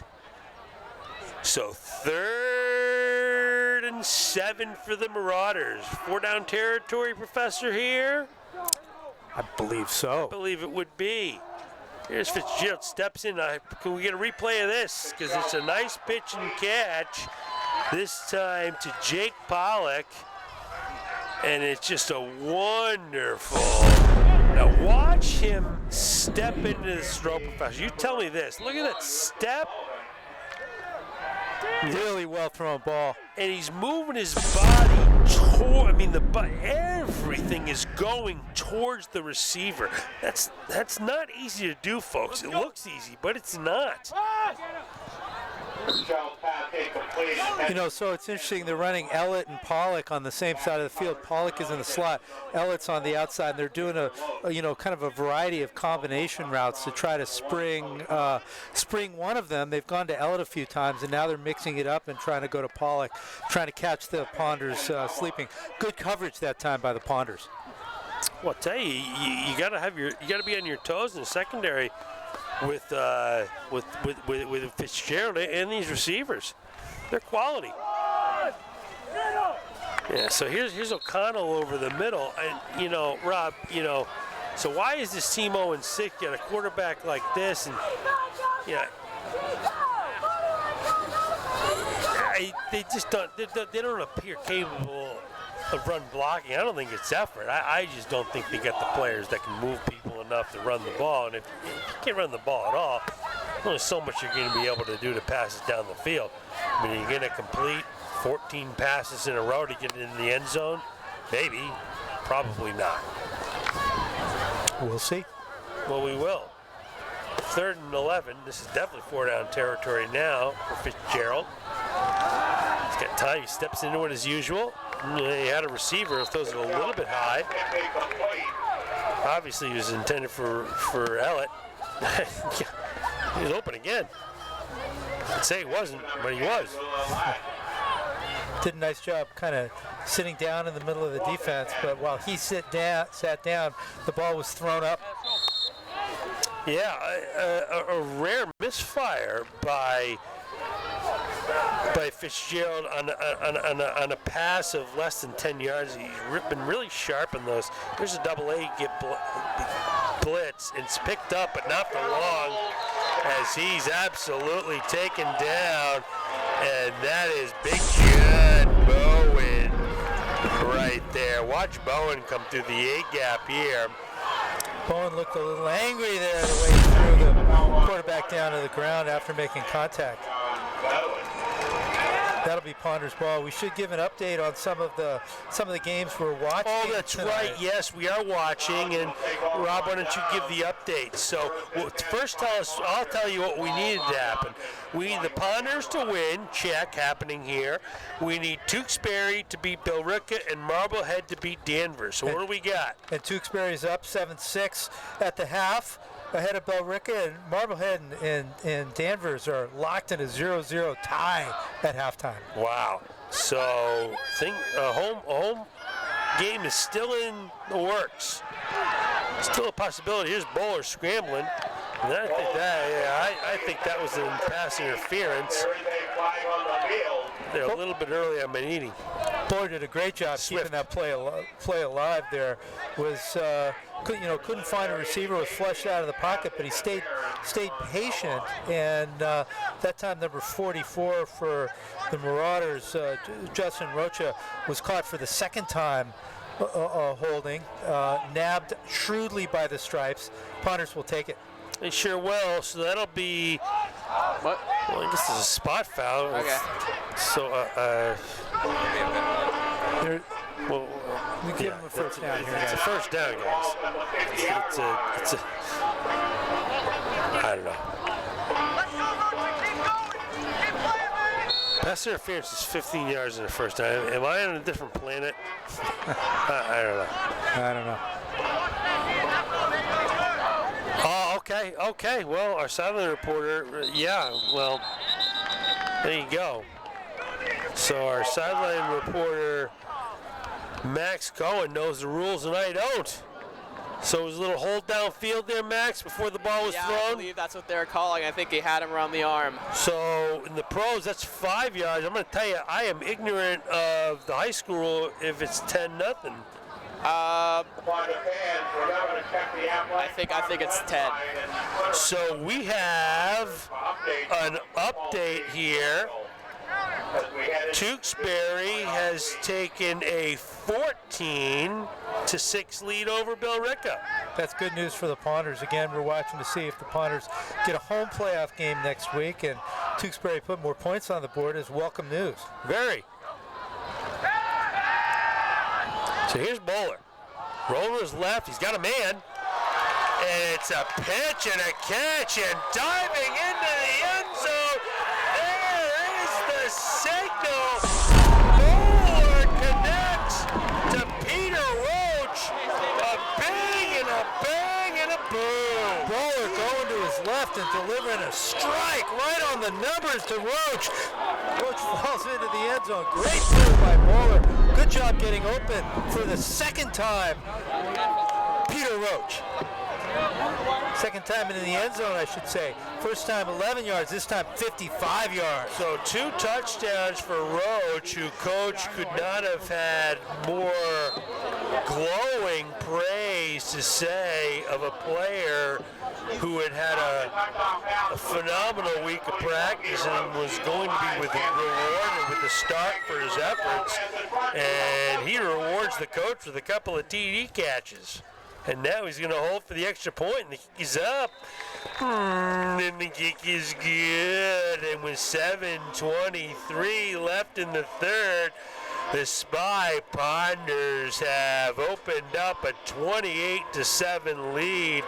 And Max, I gotta ask you, being so close to the action, I'm kind of feeling a vibe from the Spy Ponders. It's very positive coming down there. This really reminds me. So I have a perfect story for this. Go ahead. So tell. Back when I was in high school, we went all the way to Alabama. I'm from Florida. We went all the way to Alabama to play a game, playing against the number 2 team in the whole state of Alabama.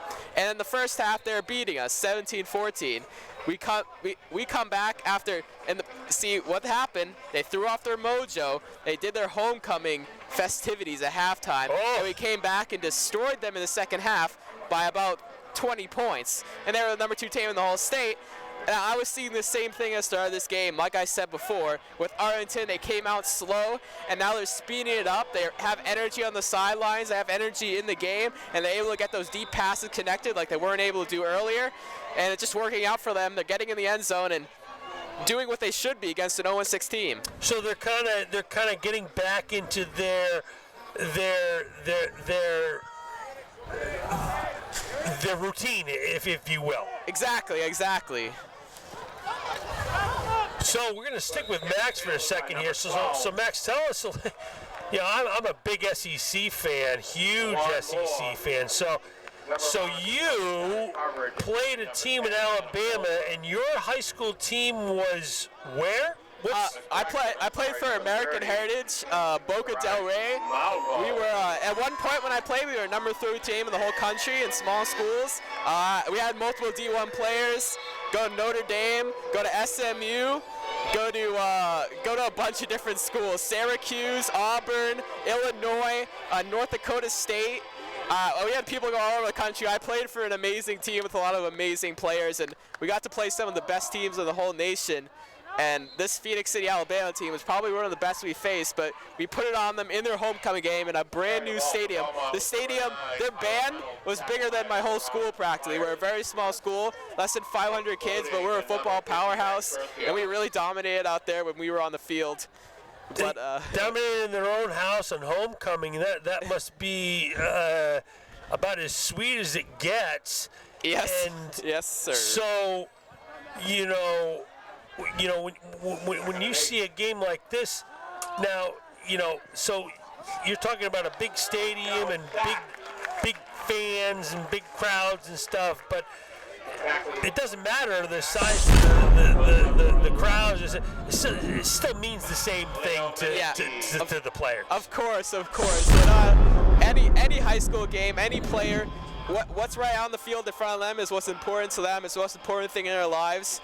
And every Friday they lay it down on the line for whatever. If they're 0-6, if they have a playoff berth on the way like Arlington does, they put it on the line out there to try to get their team to the next level. They sure do. Okay, so we're back to action now, and we've got a 3rd and long. Here's Fitzgerald.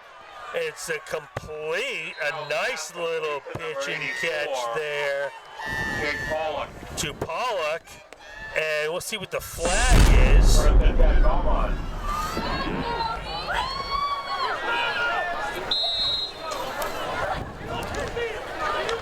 Nice arm by Fitzgerald that time. Really just from the pocket, cut it way downfield. This Fitzgerald is phenomenal. So up the middle goes Reynolds for nothing, and so there it is, Rob. I mean, there's what I'm talking about. So you watch Fitzgerald play before. I mean, that's a play that's as good as any we're going to see in this league, and then they just can't run the ball. You can't run the ball. You can't run the ball. He's just going to struggle. Right. There's something to do with play calling. It's about the Jimmies and Joes, not the X's and O's. And I'm not degrading the Jimmies and Joes. I mean, the Jimmies and Joes are trying their hearts out there. But you are what you are. If you can't pass play, run block, you can't run block. Here's Fitzgerald. He will run. That's a way you can get creative, Got a few yards with his feet.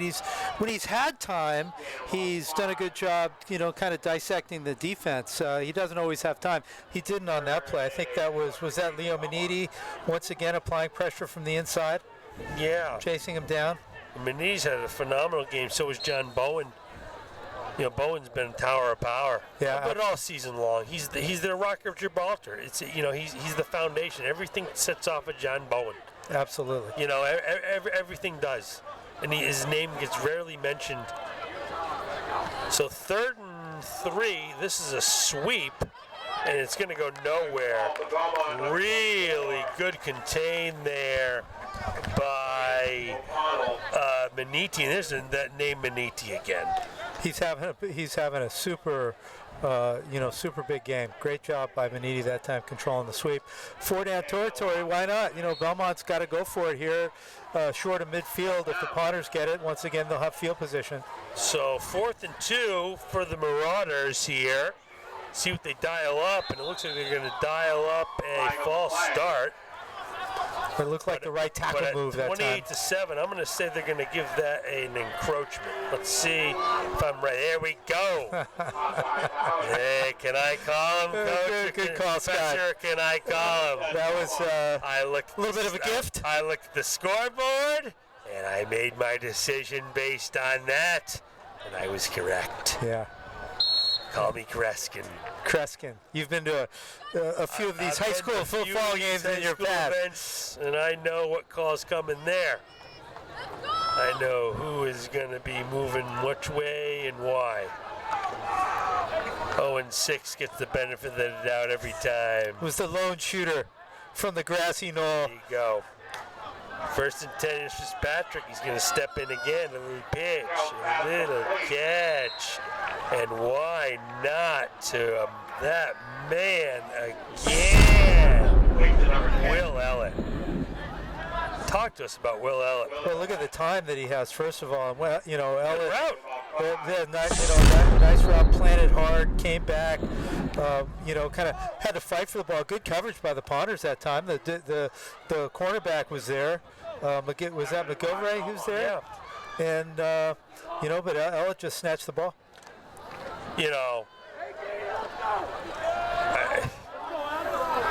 There's got to be a D3 team looking.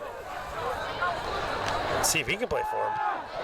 There's a ball batted down. That could be a live ball. They say no. I believe that was the correct call.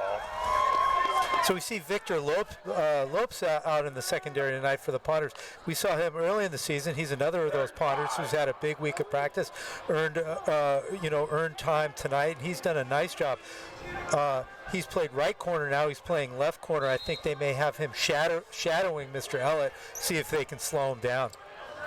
Well, they haven't been able to yet. We know he had 7 catches in the first. I've seen him have 2 in the second, so he's got a bare minimum of 9. So here's Fitzpatrick on an RPO. He decides to pass it, and this time it's successful. It's complete to Pollock, and Pollock's another receiver. He's got 4 or 5 catches.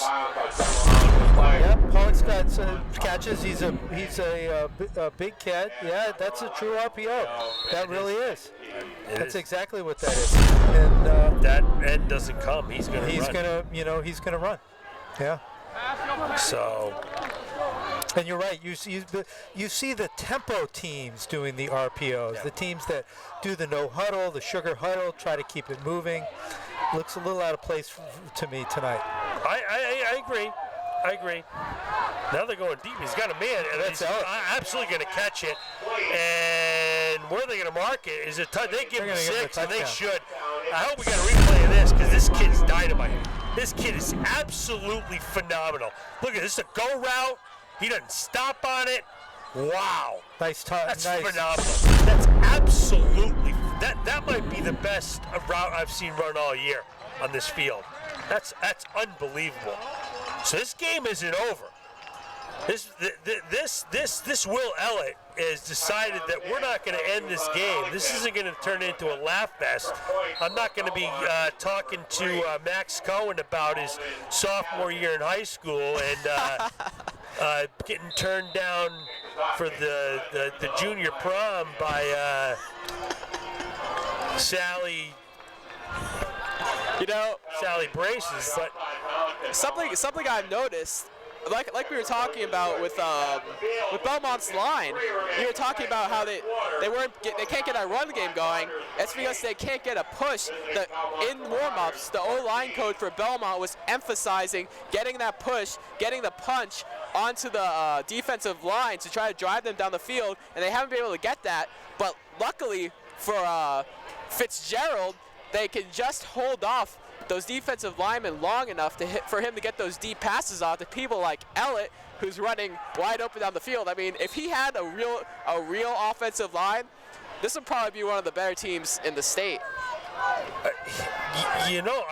Max, I don't think you're using hyperbole there. I mean, this Fitzgerald throws a ball as good as anybody we've seen, and this wide receiver, is it the best wide receiver we've seen this year?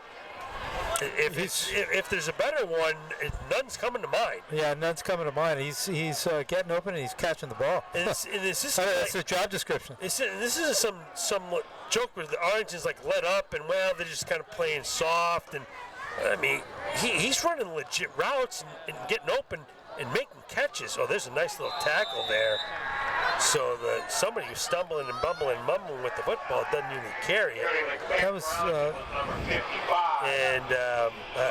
Mike DeLome just did a nice little form tackle there. Who's carrying that ball? I think it was 66. That's John Bowen.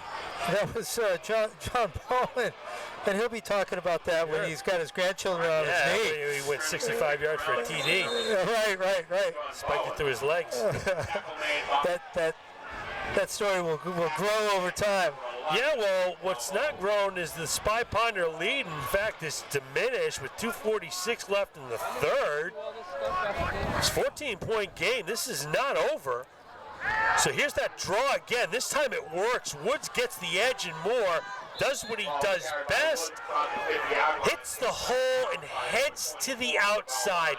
Hits the hole and heads to the outside. You know what time it is, Scott? It's flag. It's dirty laundry on the field time. Yeah. There is a flag on the play. So I'll tell you, the Spy Ponders better watch themselves here, because as professor, what do we say penalties are? They're drive killers. Drive killers, and what they better not do is turn the ball over, because what are turnovers? Oh, they're game killers. Game killers.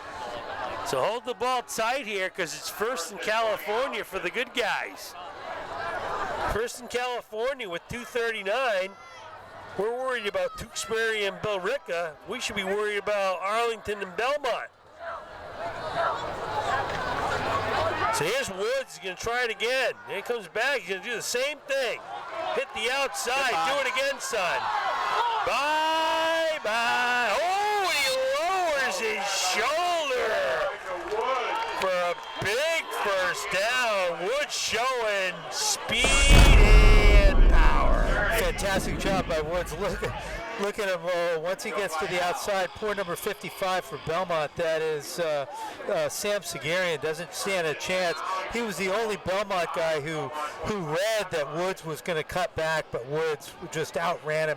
Once he got the edge, he was just all systems go for, what was it, 51 yards. So Woods ran about 110 yards in 2 plays, but only got credit for 51 of them. So here's 1st and 10 for the Spy Ponders. Now they're rolling. Everyone's heart's beating a little more regular now. There's a little pitch, a little catch, and there's a nice little catch there to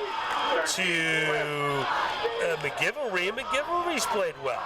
McGilvery again is got the starting nod at wide receiver, and he and Roach have shown why. And meanwhile, Coach Gendron says, okay, that little outplay that Fitzgerald is running, my guy can throw that ball too. Well, your guy can certainly throw it, that's for sure. Bowler is, I would take Bowler over Fitzpatrick every day of the week and twice on Sunday. Ellen. Yeah. I'm not. He may be the best receiver on the field, and we've got some good ones here. There's one that's a good one in motion there, Cully Curran. Stumbling and bumbling and mumbling down to the 5 to the 4. Are they blowing the whistle? They blow the whistle there. He's moving forward. God, I hate that. Wow. That was Joey Pazia moving the pile. Moving the pile. The whistle blows there. He's about to carry 10 guys in the. What's whistle blow? You got too many guys on you? Right. Sorry, fella. You can't have 5 guys hanging on you. That's the end of the play. You can carry them all in the end zone, 11 in the end zone if you want, if you can. That's good. There's a 4-guy limit in the MIAA. Is that what it is? Yeah. One for every letter. Yeah, Max, believe me, you don't get me started in the MIAA. So here we go. Here's Bowler and the keeper. He's zigging and zagging and zooming. And into the end zone, untouched, goes Adam Bowler. Bing, bang, boom. Wow, Adam Bowler with a 12-yard run. Slick running by Bowler, too. Great vision, way to cut back a lot of the Ponders' yards. This game have come on cutbacks. That's Bowler's second touchdown run to complement 2 touchdown passes. Big game for Adam Bowler. Big game for Adam Bowler. Big answer by the Spy Ponders. After the Marauders really had the highlight of the game and one of the highlights of the season, that beautiful go route there by Ellett, and the Spy Ponders answer right back with a couple of runs by Elijah Woods, one that counted, one that didn't, and then the scamper by Bowler in the end zone to get to 35-14. And Rob, we haven't gotten a chance even in halftime. How did we get to 35-14? So Fitzgerald opened the score. Marauders opened the scoring. Fitzgerald to Ellett for a 4-yard pass. 33 seconds left in the first quarter to make it 7-0. Bowler went to work, found Elijah Woods for 1 yard. Elijah ran for the next 60 yards with 11 seconds left in the first quarter to make it 7-7. Bowler then did it with his feet, ran in from 2. 7:37 in the second quarter, make it 14-7. Bowler then took to the air, found Peter Roach for 11 yards. 3:31 in the quarter, make it 21-7. That's where it stood at the half. The second half, we had Bowler to Roach for 55 yards, made it 28-7. 7:23 to go in the third quarter. Then we said Fitzgerald to Ellett again for 35 yards, make it 28-14. And what we just saw was a very fine 12-yard run from who? From Adam Bowler again. 55 seconds left in the third quarter, 35-14. That's where we are right now. And there's that little squib kick that they like so much. This time it's taken by Joe Vial. I can't pronounce that name to save my life. So I mentioned Adam Bowler's name a lot there, didn't I? Sure did. Right, and he's had such a big year, still only a junior, and this kind of balance is really what's characterized the Ponders all year long. You know, they've run the ball well, they've thrown the ball well. Tonight, spreading the wealth, Peter Roach in the end zone twice, and Elijah Woods once. Good offensive balance. Hard to defend. There's Fitzgerald's going to step into a ball. This time he's going deep again. That time it was intended for Pollock. Kind of that same go route. He doesn't run it quite like Ellett does. You know, stepping into the ball, you pointed that out, Scott, and that's so important. It seems like kinesiology has become so important in sports, and an understanding of what the mechanics are that get you performance in sports. And more across all sports, there's come to be an understanding of the importance of the body in creating power, as opposed to just the arm. You think of it in tennis, you think of it in volleyball, you think of it in golf, and you're seeing it here on the football field. Stepping forward into the pass instead of using all arm. Well, this time they're not going to pass it. This time they're going to run it to Reynolds. He goes nowhere. You know, Rob, you mentioned stepping in and how important that is. I'm not sure many people know this, and I'm not sure if it still exists today, but for many years, Tom Brady for the New England Patriots had a coach, a specific coach, and he had one job only, was to watch and see if he was stepping in on each of his throws. Wow. And he would consult him when he saw that he wasn't stepping into the throw. Otherwise, he stepped back. That was his only job, was to, in real time, during the game, watch his feet. They didn't want tape. They wanted a real human, you know, because there's times when, you know, the human beings in front of you dictate you can't step into a throw. Right. They wanted real input. They wanted when he could, what do you do? Are you stepping correctly into your throw? He wanted someone that's their sole response. That's how important he thought it was. That's interesting. So you can break the defensive secondary up into 9 quadrants, and deep left, deep middle, deep right, mid left, mid level, mid right, short, left, middle, right, and using the more quadrants you use, the more difficult you are to defend, the more points you're going to score. And when you think about Tom Brady's career, he used the short quadrants early in his career, and over time has moved out, and now he, more than anybody, uses all 9 quadrants of the football field. So you see Bowler tonight really using, 5, 6 quadrants, and Fitzgerald, mostly those to the right, the 4, maybe 3 or 4 to the right, but you saw him extend it, or try to extend it. He's been successful once at least extending it, but you've seen both quarterbacks stepping into their throws. Excellent mechanics, and the results speak for themselves. Yep.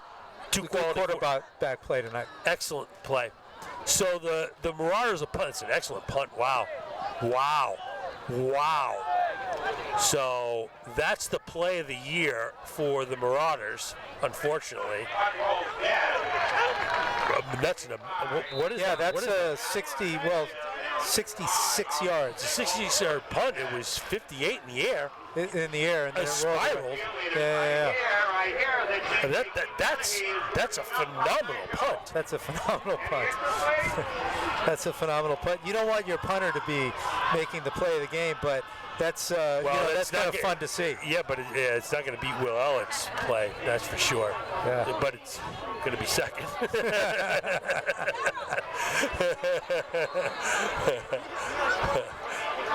So 10:43 left in the fourth. Spy Ponders up 35-14.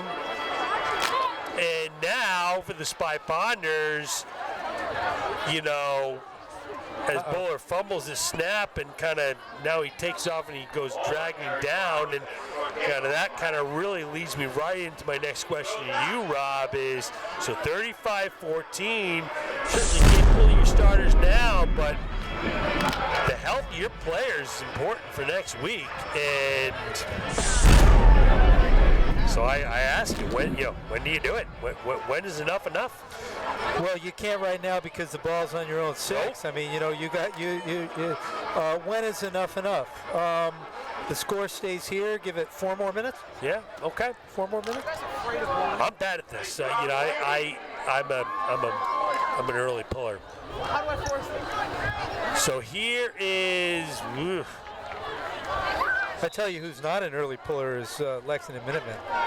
Did they piled it on. Yeah. Freelich played in the fourth? Yeah. Freelich played in the fourth quarter. Freelich played in the fourth. Yeah. Wait a minute. Yeah. Okay, let me get this straight. Yeah. I want it, because this stuff is, I have no problem making this public, but as long as I'm getting the facts straight. Well, no. What was the score at the half? Approximate. It was, I believe it was 28-7. 28-7. Yeah. Okay, so you should play in the third. Yeah. What was the score at the end of 3? It was 35-7. How long did he play in the fourth? Yeah. Okay, here over the middle goes, and there's our man again.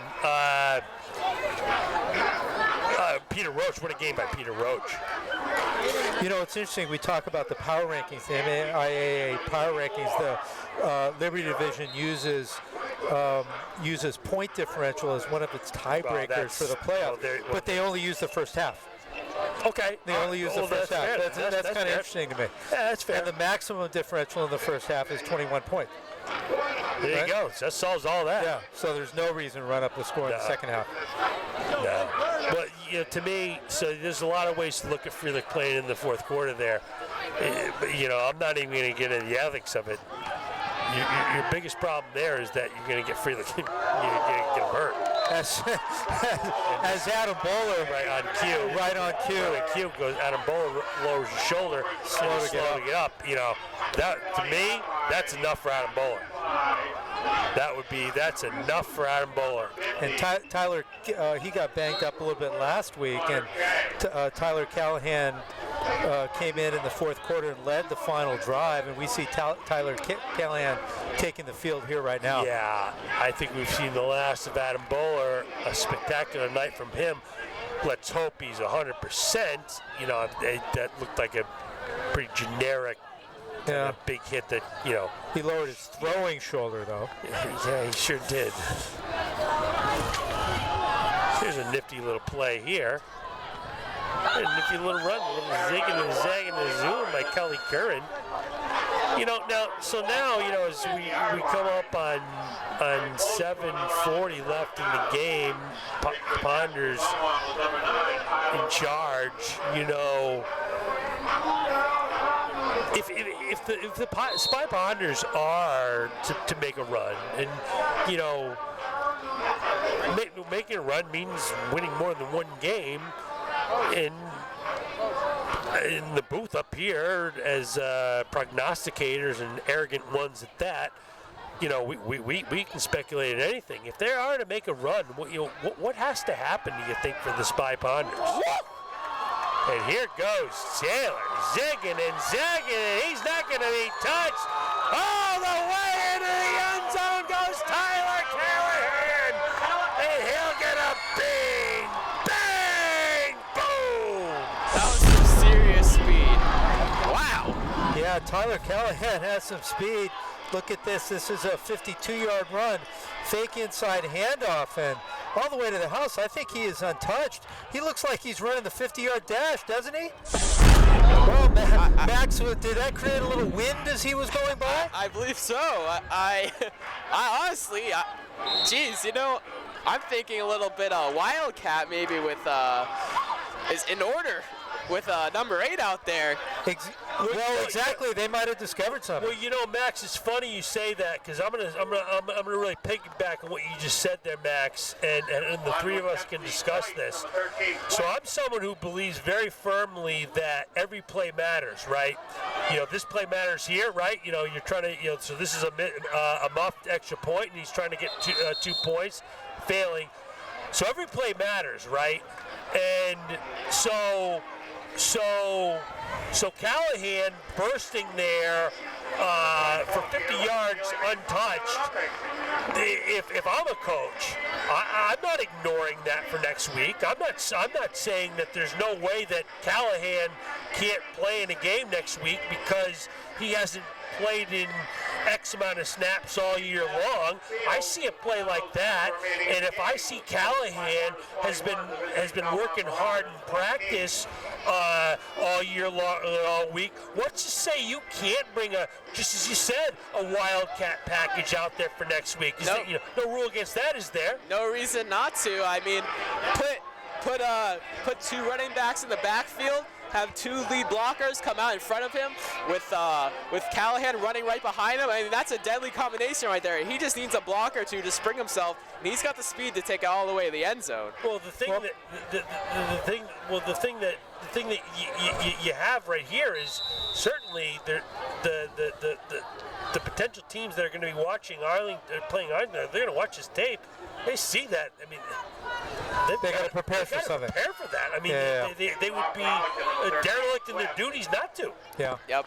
And they could run Callahan in the as the Marauders get the kick. They could run Callahan in the Cully Curran role, the inside handoff. They could run him at halfback and give him some carries. Let's talk about what the advantage is when the quarterback can run like that. Now Adam Bowler can run a little bit as well. When the quarterback can run, that gives you an extra blocker. Yeah, always. Yeah. Right. That's your big advantage. You saw. Speaking of SEC. That was the Florida quarterback. I'm forgetting his name. Jesus guy. Yeah. Tebow. That's what it was. It was an extra blocker. That's all it was. It was an extra blocker for every play he ran, and that's why besides the fact that he was a maniacal trainer and gave 100% effort every time in the field, that was one of the reasons he's so successful. An extra blocker for every play he ran.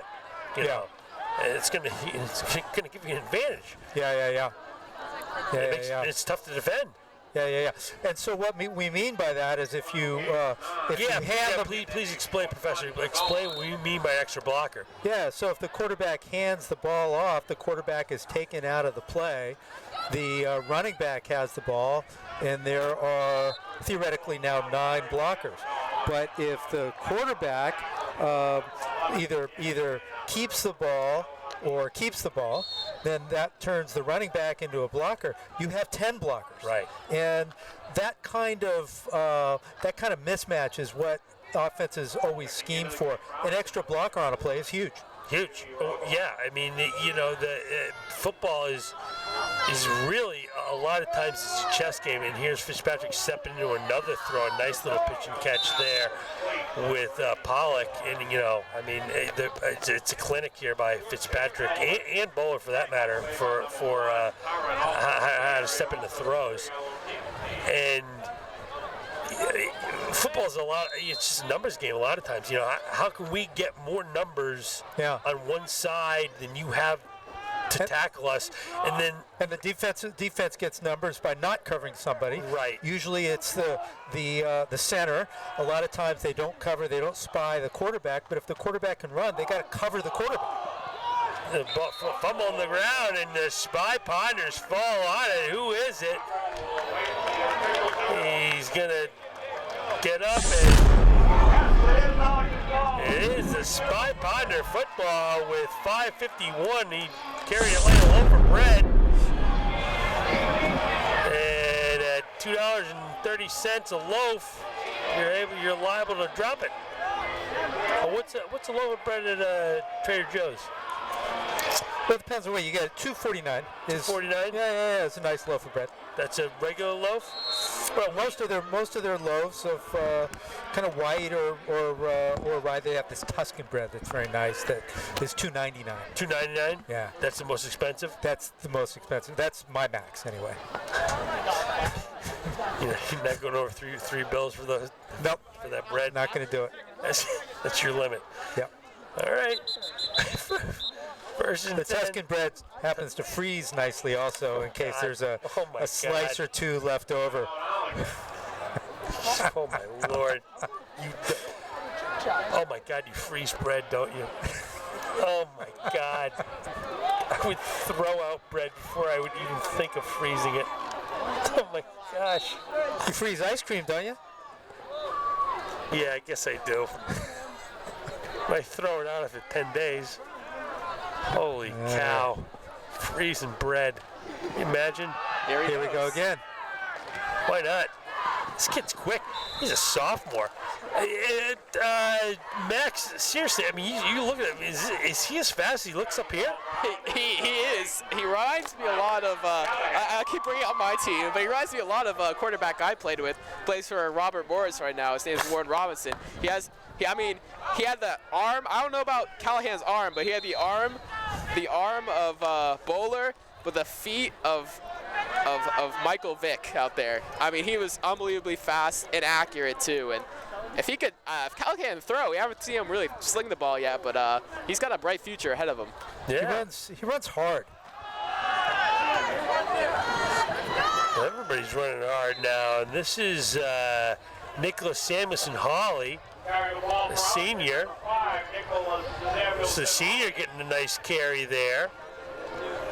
I wouldn't mind seeing a foot race between Callahan and we were saying Sal Frelick. I think Sal Frelick would probably have the speed, the speed edge, but on that run, Callahan was a little into the end zone from 51 yards. Callahan was a little Frelick-esque. No. I mean, I mean. Maybe I'm stretching the comparison a little bit. Well, yes. Felix ran a 4.3, so. Okay. I mean, I don't know. What do you think he runs? I mean, a 4.5? Ball was carried by number 2, Michael. Maybe. Well, the first I've seen him, he got ahead of steam at about the 30-yard line, and he's wearing, 7-8 pounds of gear. There's some speed there. No, it's legit. He's a sophomore. I mean, he's going to get faster. I mean, yeah. I mean, I kind of laugh at you first. I mean, I suppose that's what Felix looked like when he was a sophomore. Yeah. Couldn't have been much faster than that. Yeah. I mean, but Felix. Yeah. Oh, right. Oh my gosh. Right. Oh my gosh. Played in the fourth quarter. Unbelievable. Well, all right. Jamison Hawley, a senior, over the left-hand side, lowers his shoulder. See, I'm glad to see Samuelson Hawley getting some touches here, getting to run the ball a little bit. His leg as a punter is, he's done a great job this year, punting the football. Their special teams, we've said it from day one, has been outstanding this season. Their kick coverage has been outstanding. Their kick return has to be one of the tops in the league. They punt well. Their punt return's a little iffy, but I mean, you saw a nice kick return tonight from Elijah Woods. Yeah, I mean, Elijah Woods hits the. I mean, he's born to return kicks because he naturally hits holes and hits the outside. And on a kick return, that's literally what you block for. Yep. You want people to hit that outside. And so the clock rolls. We're coming up on 2:52. So Rob, we really never got into it. So if the Spy Ponders are to make a big run. Well, health is one. Health is certainly important. So let's assume health. Who are the players that are going to have to? They're just going to have to play their best and give maybe a little bit more than we've seen from them. He touched it. He touched that. He touched it. I swear he touched that ball. Yeah, he might have, Max. We're not at the. 41-14 with 2:44. It's going to take a lot of touch before the Stripes are going to give him more points. Yeah, Max, I'm going to pull you aside and give you a little lesson in Northeast football. It's especially in the 41-14 game. The rules change a little bit up here. Yeah, I know. We don't, I swear that just grazed his finger. But I didn't mean to interrupt you guys because I'm getting too excited down here. You're too close to the field. You want to play, Max? Are you getting that honestly, itch? I'm ready to strap. You ready to hit somebody? Hey, I can sneak on. Yeah, somebody. Just pretend I'm one of the freshmen. I just came on the team. There you go. I'll shave the beard and I look like a kid again. Well, I tell you, Max. I mean, somebody runs a sweep around around your side, gets a little close to the sideline. I don't know, get in that white area, put your shoulder down, come right at me, drill somebody. Just lower the shoulder. Yeah, I mean, they came into you, right? Just put the shoulder down. Who knows? Exactly. So I tell you, I played, high school, a little small college football. Well, we didn't play at Max's level, certainly not. I mean, he's got Hall of Famers with him. Yeah. Anyway, go ahead, Rob. Well, so my parents lived about a mile and a half from my high school, and after my playing career ended, it was painful. I couldn't go to a high school or a college football game. I just couldn't do it. It was too painful to not be a player. Really? I would go home on Friday nights. I would hear the drums. I would hear the cheers. I'd hear the game, and it was just painful. So fast forward. Really. So fast forward. Well, I got 25 years. I got an interesting story with that. I'll piggyback on that. Go ahead. Fast forward 25 years. I go out to watch my nephew play. As we see a nice. Wow, that's a nice pitch and catch. Woo. Just what you're talking about. Stepped into it, put the ball right on the hands of and the Max, receiver. you really. I mean, he was in the white. You could have decked him. If I just stepped onto the field just a little bit more, if I was just, it's the white area, Max. Slowly start inching onto the grass here, just so I can get in the perfect position. It's got to be in the white. To nail a Belmont player. If they invade white area, that's your area. That's my turf. That's your turf. You can defend your turf. Right. Anyways, Professor, go ahead, because I actually like to piggyback on that with 137 left. Well, I'll try to do it quickly. So 25 years later, I go watch my nephew in Southern California play a little football. First game I've been to in 25 years. Walking across the field pregame wearing flip-flops. He was playing against a He was wearing flip-flops? I was. Oh. He was played against a guy who's now playing in the NFL, and I swear to God, He was wearing I wanted so badly to play in that game. Did you? No pads, no shoes.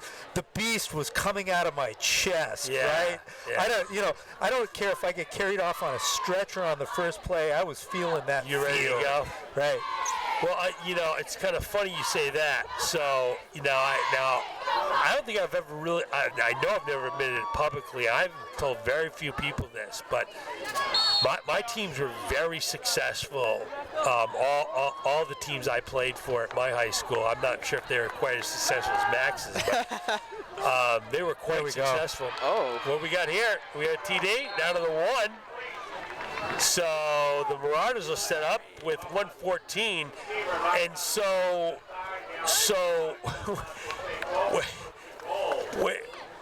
when my playing days ended, I'm ashamed to admit this, but the heart wants. I rooted for the teams to lose and for the first 3 years until at least and into the end zone, rumbling and stumbling and bumbling goes Tyler Reynolds over the left-hand side. You'll see some nice blocking here. Finally, doing what the coach was saying pregame, Max. They're shoving up front and they get themselves a score a little late. 41-20. It's hard to tell from here. Do they have some backups in on the D-line? Oh, I think so. Yeah, I think so. Yeah. That makes all the difference, Well, Max. Well, that's so we're gonna beat down an 016 for scoring a touchdown because we think there are a couple of reserves in. Wow. I mean, is that how we do it in Alabama? That's how. Holy cow! A touchdown, Max. All right, buddy. We'll give him some credit. He plowed it over the A gap. So I want to make an announcement, Scott. We're watching the Tewksbury game, and we're watching the Danvers Marblehead game. Tewksbury has pulled into the lead 27-6 with 5 minutes left. So that helps the punters' cause, and the cause is to get a home playoff game. Looks like Tewksbury might come home with a win. Now we need Marblehead to beat Danvers. Can anyone get Marblehead and Danvers? Marblehead, go to Twitter. So we're going to see with the 111 we get the Marblehead and Danvers score, because we are live right now, live on air. Good job. This is Scott Zwick alongside my partner Rob Anthony and our sideline reporter Max Cohen doing a super job today. Thanks. And the whole crack staff has done a good job covering this game, and we appreciate the staff. We've gone live, and the effort put in by the crew this week. We had interviews on Wednesday. We have people. I have in front of me. Colin Gilbert gave me live stats in live time. Staz is running the show here. I mean, it's just a one. We got Marblehead won 10-7. So it's looking like if my math is right, and I think it is, it looks like a home playoff game if Tewksbury can hold on. So that's a final. Are you sure that that's a final? 10-7, Marblehead Athletics. We're going to call that a final. So we just got to get confirmation on the Tewksbury-Billerica game. So this is CNN has called Alabama. Right, exactly. CBS says Colorado is too close to call. Right. And ACMi calls Marblehead at Danvers. Tewksbury is leaning 27-6 with 5 minutes left. We're close to calling Tewksbury, folks. We're coming dangerously close to a home game. So where's Alex? Oh, and we have now officially called, the ACMi crack staff here in the booth has officially called Tewksbury. So now, so this can't be official. So, Professor, how confident are you in your pregame prediction that this will clinch a home playoff game for Arlington? I'm showing you my chicken scratches here. This is a page of numbers that I'm showing to Scott Zwick that is calculating the power ratings of every team in every possible scenario. And I double-checked each one of these. And how confident am I? Okay, all right. 99%. All right, well, so the folks at home got to know, me and the professor are close friends. I know the professor very, very well. And the professor is, this is no joke. I'm holding my breath. Well, he's maybe the smartest guy I've ever met. And the one thing the professor, when he gets a hold of something, a task, anything to complete, he does it till it's right and he doesn't stop. So this is, at least in the professor's eyes, right. I can, No, that's, in my eyes. In your eyes, there's no doubt about that. So, I mean, we're not saying it's impossible that it's wrong. No, right, correct. But you are sure that this is right. I couldn't have thought about the scenarios harder. I couldn't have added up more numbers. And folks, so if this is wrong, the professor will be replaced by Marianne next week. But I want the folks home to really understand that when he means I couldn't have tried harder, he means he literally couldn't have tried harder. It means he sat there for literally 1 to 2 hours and did math and redid the math, redid the math, then did different scenarios, then redid the scenarios. I tell you though, I was a dog with a bone trying to get that MIAA formula, right? That and again, knowing you well, I dangled the bone to you. I said, gee, I wonder if we can get these MIAA rules. I wonder where we'd get that. And then it was a text I sent to you, and I kind of chuckled. I said, there you go, buddy. Have fun with that. My mic just got disconnected. Can you plug my mic back? No, we hear you. Well, we hear you. Careful what you say.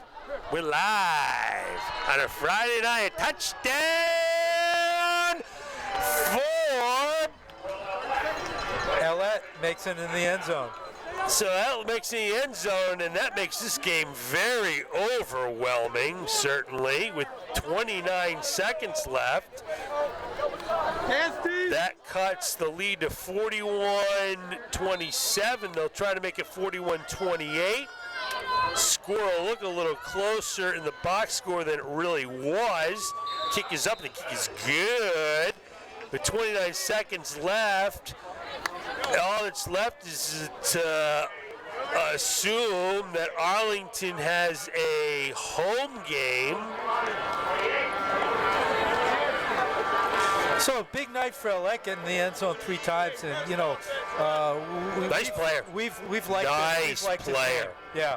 Nice player. Yeah, we got a little off track here at the end, and I don't really mind doing that once a year when we're discussing Arlington having a home playoff game. It was no disrespect for any of the players on either team, but when it's 41-21 with 2 minutes left to go, I'm sorry, folks, we're going to talk about the playoffs, and we're not going to talk about the 41-21 game.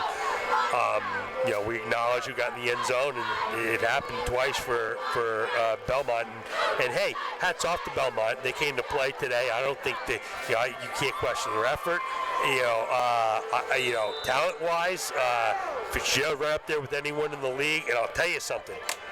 If I don't see Ellett's name on at least Team 2 of the All-Liberty team, there's a crime been committed somewhere. Yeah. Because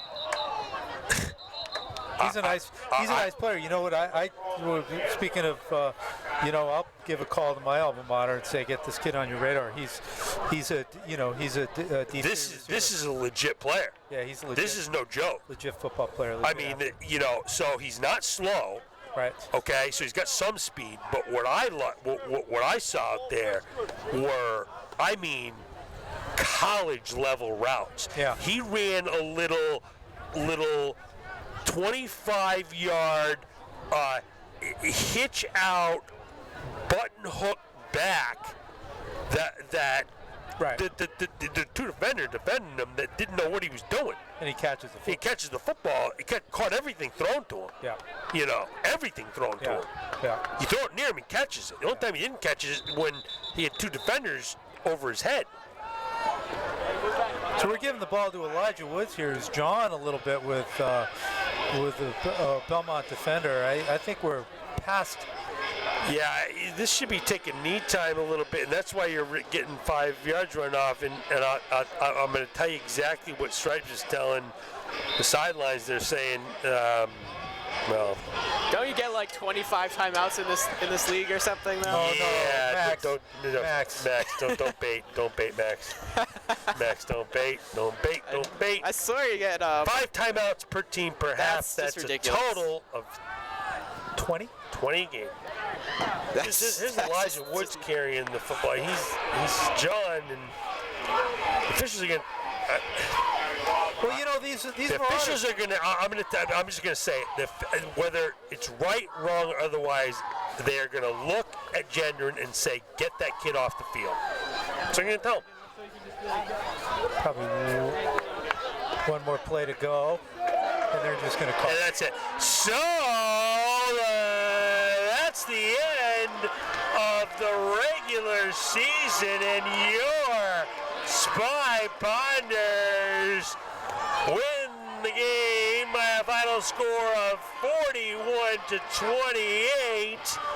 They will move on to the Division III North MIAA playoffs, where we believe, the professor believes, because of Tewksbury beating Billerica and Marblehead beating Danvers, your Spy Ponders will play here at Pierce Field against an opponent to be determined. So, Rob, before we get to the interviews, why don't you tell us how we got to 41-28 in this overwhelming game? All right, grab a Coke, pop a bag of chips. There was a lot of scoring in this one, so here we go. First quarter, Fitzgerald to Ellett, 4 yards, 7-0. Bowler answers to Woods, 61 yards, 7-7. Bowler does it with his feet, 2-yard run, 14-7. Bowler to Peter Roach for 11 yards, 21-7. That's where it stood at the half. Let's go to the second half. Bowler to Peter Roach again, this time 55 yards, make it 28-7. Fitzgerald to Ellett for 35 yards, makes it 28-14. And the Ponders pull away. Bowler with a 12-yard run makes it 35-14 as the third quarter came to a close. In the fourth quarter, Callahan with a 52-yard run to make it 41-14. Reynolds answered with a 1-yard run. Then we have Fitzgerald to Ellett with a 1-yard pass. Final score, Arlington Spy Ponders 41, Belmont Marauders 28. So it's onward and upward for the Spy Ponders as they will take on a team to be determined. Could well be. If you were to, well, we'd have to do the math, but it could well be. Guess. Well, it'll either be Danvers or Billerica. Danvers or Billerica. Yeah. Probably coming here. Yeah. Okay. So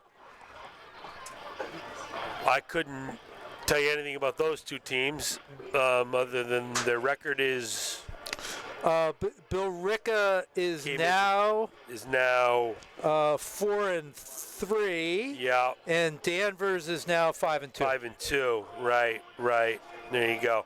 Okay, so we're hoping to have some interviews with the players and the coach coming up soon, which we will. I'd like to take a minute here to thank the wonderful staff. This was a special week at ACMi. It was Spirit Week at Arlington High, and we did a wonderful broadcast on Wednesday, special to this show that'll be shown on other programs at ACMi, where we had the players come in and the coach, and it was just a wonderful experience to be part of. And the people I'm going to name here are the backbone of what happens here. They're why this broadcast comes off how it does.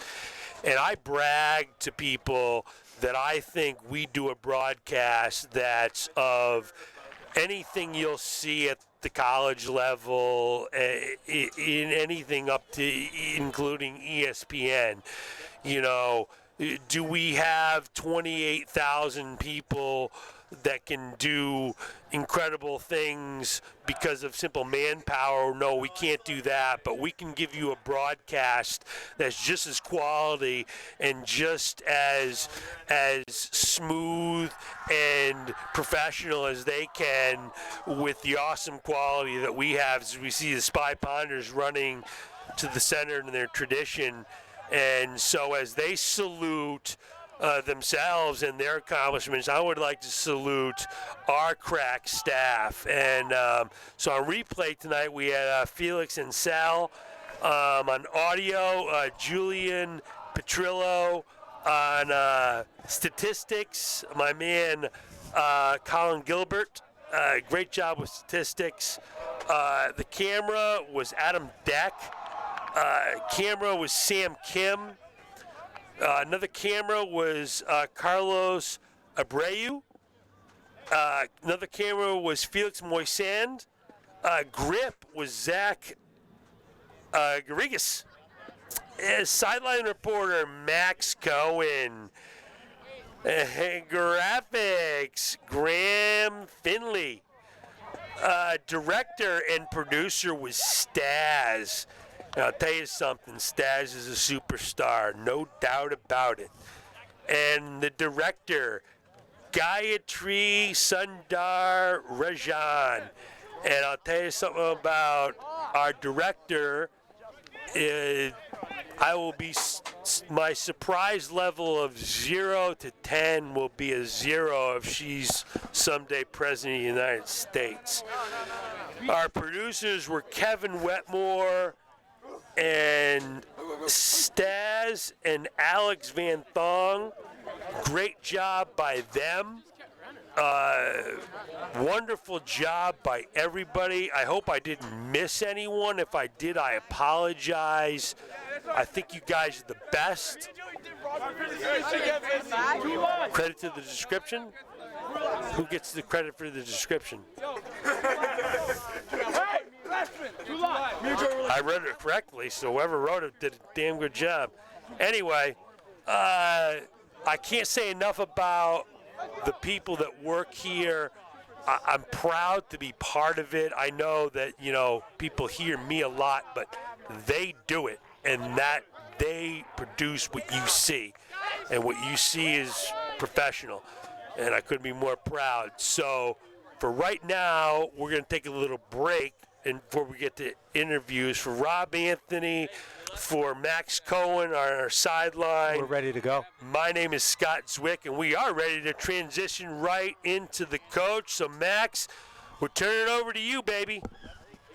I have some great news for you. It looks like home field advantage next week in the playoffs. So what do you think about that? Great. Well, we were hoping that things would line up that way. Over the course of the season, the crowds here at Pierce Field have been getting bigger and bigger and bigger. And I hope you guys got some shots of the crowd because it was rocking here tonight. They were. Tewksbury Absolutely. beat So we need that same kind of local support for the playoffs, and we're excited to play in front of the home fans. So what do you think you need to improve on before these playoffs start? Well, we need to improve our depth. You know, as the game went on, you saw some second and third string guys come in, and we definitely thought our quality of play dropped off. We were giving up some plays, and we saw some fumbles, and you know, we really expect our second and third string guys to compete at the same level as everyone else. So we were proud to see them get in there, but we have a high standard, and we'd like to see our depth play a little bit better. Yeah, I saw number 8, the backup quarterback, come in, and he looked pretty impressive speed-wise. Any plans with him in the future? Yeah, Tyler's a great quarterback, especially as a sophomore. He does a lot of good things. Last week at Reading, I know you guys weren't there because it's an away game, but Bowler got banged up, and he came in and he led an important drive to win the game. So we got all the trust in the world in Ty. He's improving every day as a quarterback. He can do things that Adam can't, and Adam can do things that he can't. So it's fun coaching the two of them, especially watching how much they support each other when the other one's having success. All right, Coach. Thank you so much. Thanks Great luck in the playoffs. Appreciate it. Thank you, guys. Right?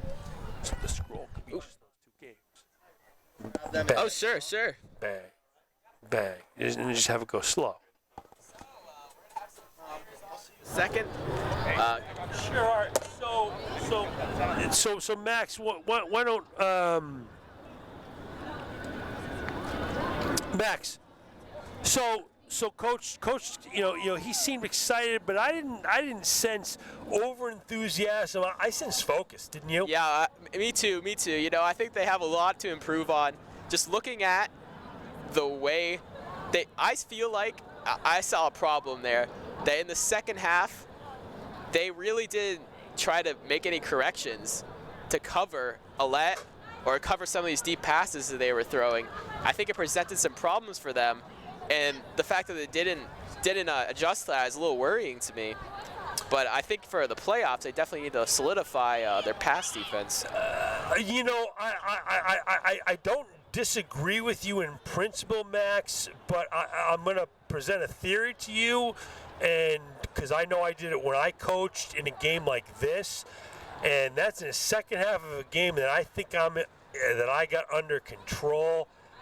I gotta be honest, I'm playing my base defense, and that's that. I'm not showing anything. Right. That's a good idea. You know, so I mean, I'm not saying that's what happened. I'm not trying to make excuses. And I also, you know, Max, and I'm not saying you were, but I just don't want to take anything away from Will Ellett. You know, that kid's the real deal. You know. I just haven't seen a lot of receivers this year, 0 come to mind, that were as skilled at route running than he was and pass catching. I saw some that were maybe a little faster and maybe a little tougher. I mean, Cully Kern, I think he comes to mind. I think he's a little tougher than this kid. But I mean, that's an A+ receiver that he got there, and you mix that with some vanilla defenses. You know, maybe you get what you got. Certainly, lots of things can be worked on. You know, I don't think they ran between the tackles as much as they would like, and they're probably going to need to. And I think that's why you saw Joe Pazia down there at the end zone. And, you know, these games, as you know, they're one up front. Yeah, that's very true. It looks like it was tougher for them to run than usual, but I think maybe they're saving some of their better plays for the playoffs. Like you said, they're saving their better defenses. That makes sense to me. Now that I think about it, that was a pretty good point there, and I think maybe they're saving some of their hand in the running game as well for the playoffs. Yeah, it's possible. It's possible. You know, again, I don't want to take anything away from Belmont. You know, and you know, so you know, we get a second. You know, let's talk about Belmont. You know, how it's not easy to come out on a Friday night when you're 0-6 and play a football game. And, no. And people watch this game and say, it's easy to watch from the stands. Yeah, well, Belmont's not that good and stuff and whatever. But those kids practiced all week long. They didn't practice any less than Arlington. They didn't want to win the game any less. They didn't try any less. They're not worse people. They get all the respect in the world from me because it's easy not to participate. It would be easy to quit, right?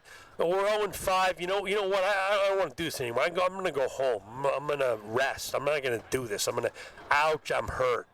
I didn't see anybody on the sideline injured. I didn't see anybody limping off the field, quitting. No, I didn't. No.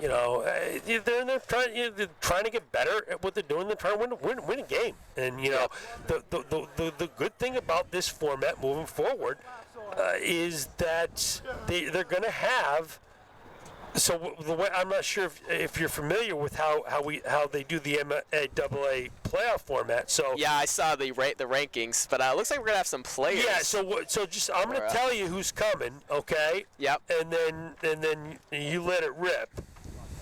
All right. I can tell you right now, 66 is John Bowen, but I'll tell you who's coming.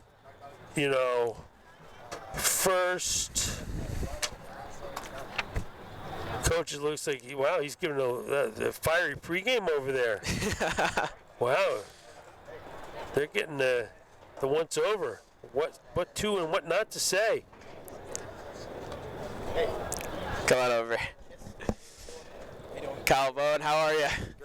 Good, man. I saw you out there tonight making plays all over the field. I mean, how did you prepare for this game and just get out there and get into the backfield so often? It's a hard week of practice. I mean, we all week are just grinding hard. I mean, it's the whole team. It's not just me. I mean, everybody is full speed. You saw, we got Tyler Callahan coming in, secondary people coming in. Everybody's killing it. It's just a team dynamic that everybody works so hard that we all finish. Yeah, I noticed that. It's all like in every practice is a grind. We never take a day off because those kids roll very deep, as you see. Many kids.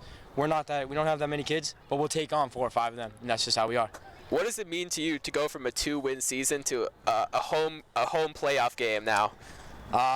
Means the world. A lot of hard work, though. I think we completely deserve it, and I owe it to all my brothers on the team and everything. It feels amazing. All right, thank you so much. Great job. One question per kid, per player. Sorry. All right. 50 is.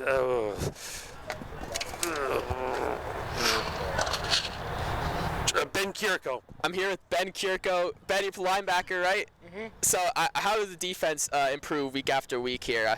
The thing that we most talk about on defense is toughness, and sticking together as a family. The thing we preach most is being a tribe, being a family. You'll see everywhere people have tribe shirts on. We love to preach that, to stick together, gang tackle, all support each other on the team. All right, thank you, man. Thank you. Good luck moving forward. So this is Jacob Marini. All right, Jacob. So D-line, right? Yeah. D-line. The D-line, how are you going to stop some of these run offenses in the playoffs? It's hard, man. I'm 185 pounds. I'm playing the 3 technique and sometimes nose tackle. I go to the outside 5 sometimes. It's hard. It's a lot of gang tackles. It's a lot of doing your job. So coming together as a tribe, That's important. That's important. I saw you get into the backfield a few times tonight. Yeah, I miss a couple tackles. Hey, you got a chance to make up though. The season's not over yet, right? Yeah, of course. It's the next game. We're on to whoever we're playing in the playoffs. I don't even know who we're playing. All I know is it's got to be a W. Yeah, it's either Danvers or Danvers or yeah. So it's gonna be whoever you face. It's gonna be a tough game either way. We're gonna just fight through it, work hard at practice. All right, thank you, man. Thank you. Nice to meet you. Nice to meet you, Max. Nice to meet you, Max. Tim. Sam? Tim. Tim. Yeah. Tim. Tim All right. Mazzy. Tim Mazzy. All right. So the O-line, blocking for Elijah Wood, blocking for Bowler. How's that? You guys look great out there tonight. They're 2 great players. They work really hard. They make our job a lot easier. We're doing our job, but huge. We win. We got a big week playoff, but all starts on Monday at practice. I'll say. And for going forward in the playoffs, what do you think the motto for the offensive line is here? Keep doing what we've been doing. We've been running the ball pretty good. Elijah's been having great games. So if we keep that up, I think we're all right. All right. Thank you, man. Yep, Good luck. Hey, Gustavo. Max. Hey, nice to meet you, man. So, O-line again, right? Yeah. So, I mean, once again, the O-line blocking for Elijah. He's making big plays out there. And what have you guys been going over in practice that's really been helpful to you? You know, we stick to our basic plays. You know, we just practice hard on all those plays, and we just keep working, and then it shows in the games. It shows up. It shows up on the field. So, for the playoffs, you see any challengers, anyone that could stand in your way? No, if we practice hard and play like we play together as a team, I don't think no one can beat us. You know, we just got to practice hard and focus ahead. All right, thank you. Good luck. Thank you. Will, 75 Will Meyer. Will, all right, nice to meet you, Will. I'm Max. What's up? First varsity game? Your first varsity game. How did that feel? It felt good, you know, being out there for a win felt pretty good. Yeah, are you excited to move on into the playoffs? Yeah. I mean, it must be exciting going forward. You know, as your first varsity game, getting in there, and we'll see what this team can do in the future. It must be exciting playing for Arlington, no? Yeah, it really is. You know, with all those people that can make plays around us, it's pretty fun to play. All right, thank you, man. Congratulations. All righty. All right, great job, Max. Okay, so we're going to wrap it up here. Remember, everybody come back, same time, same station, next week, Friday night, home game here, Arlington playoffs. Tonight's final, Arlington wins 41-28. They move to the playoffs next week for a home game live on ACMi.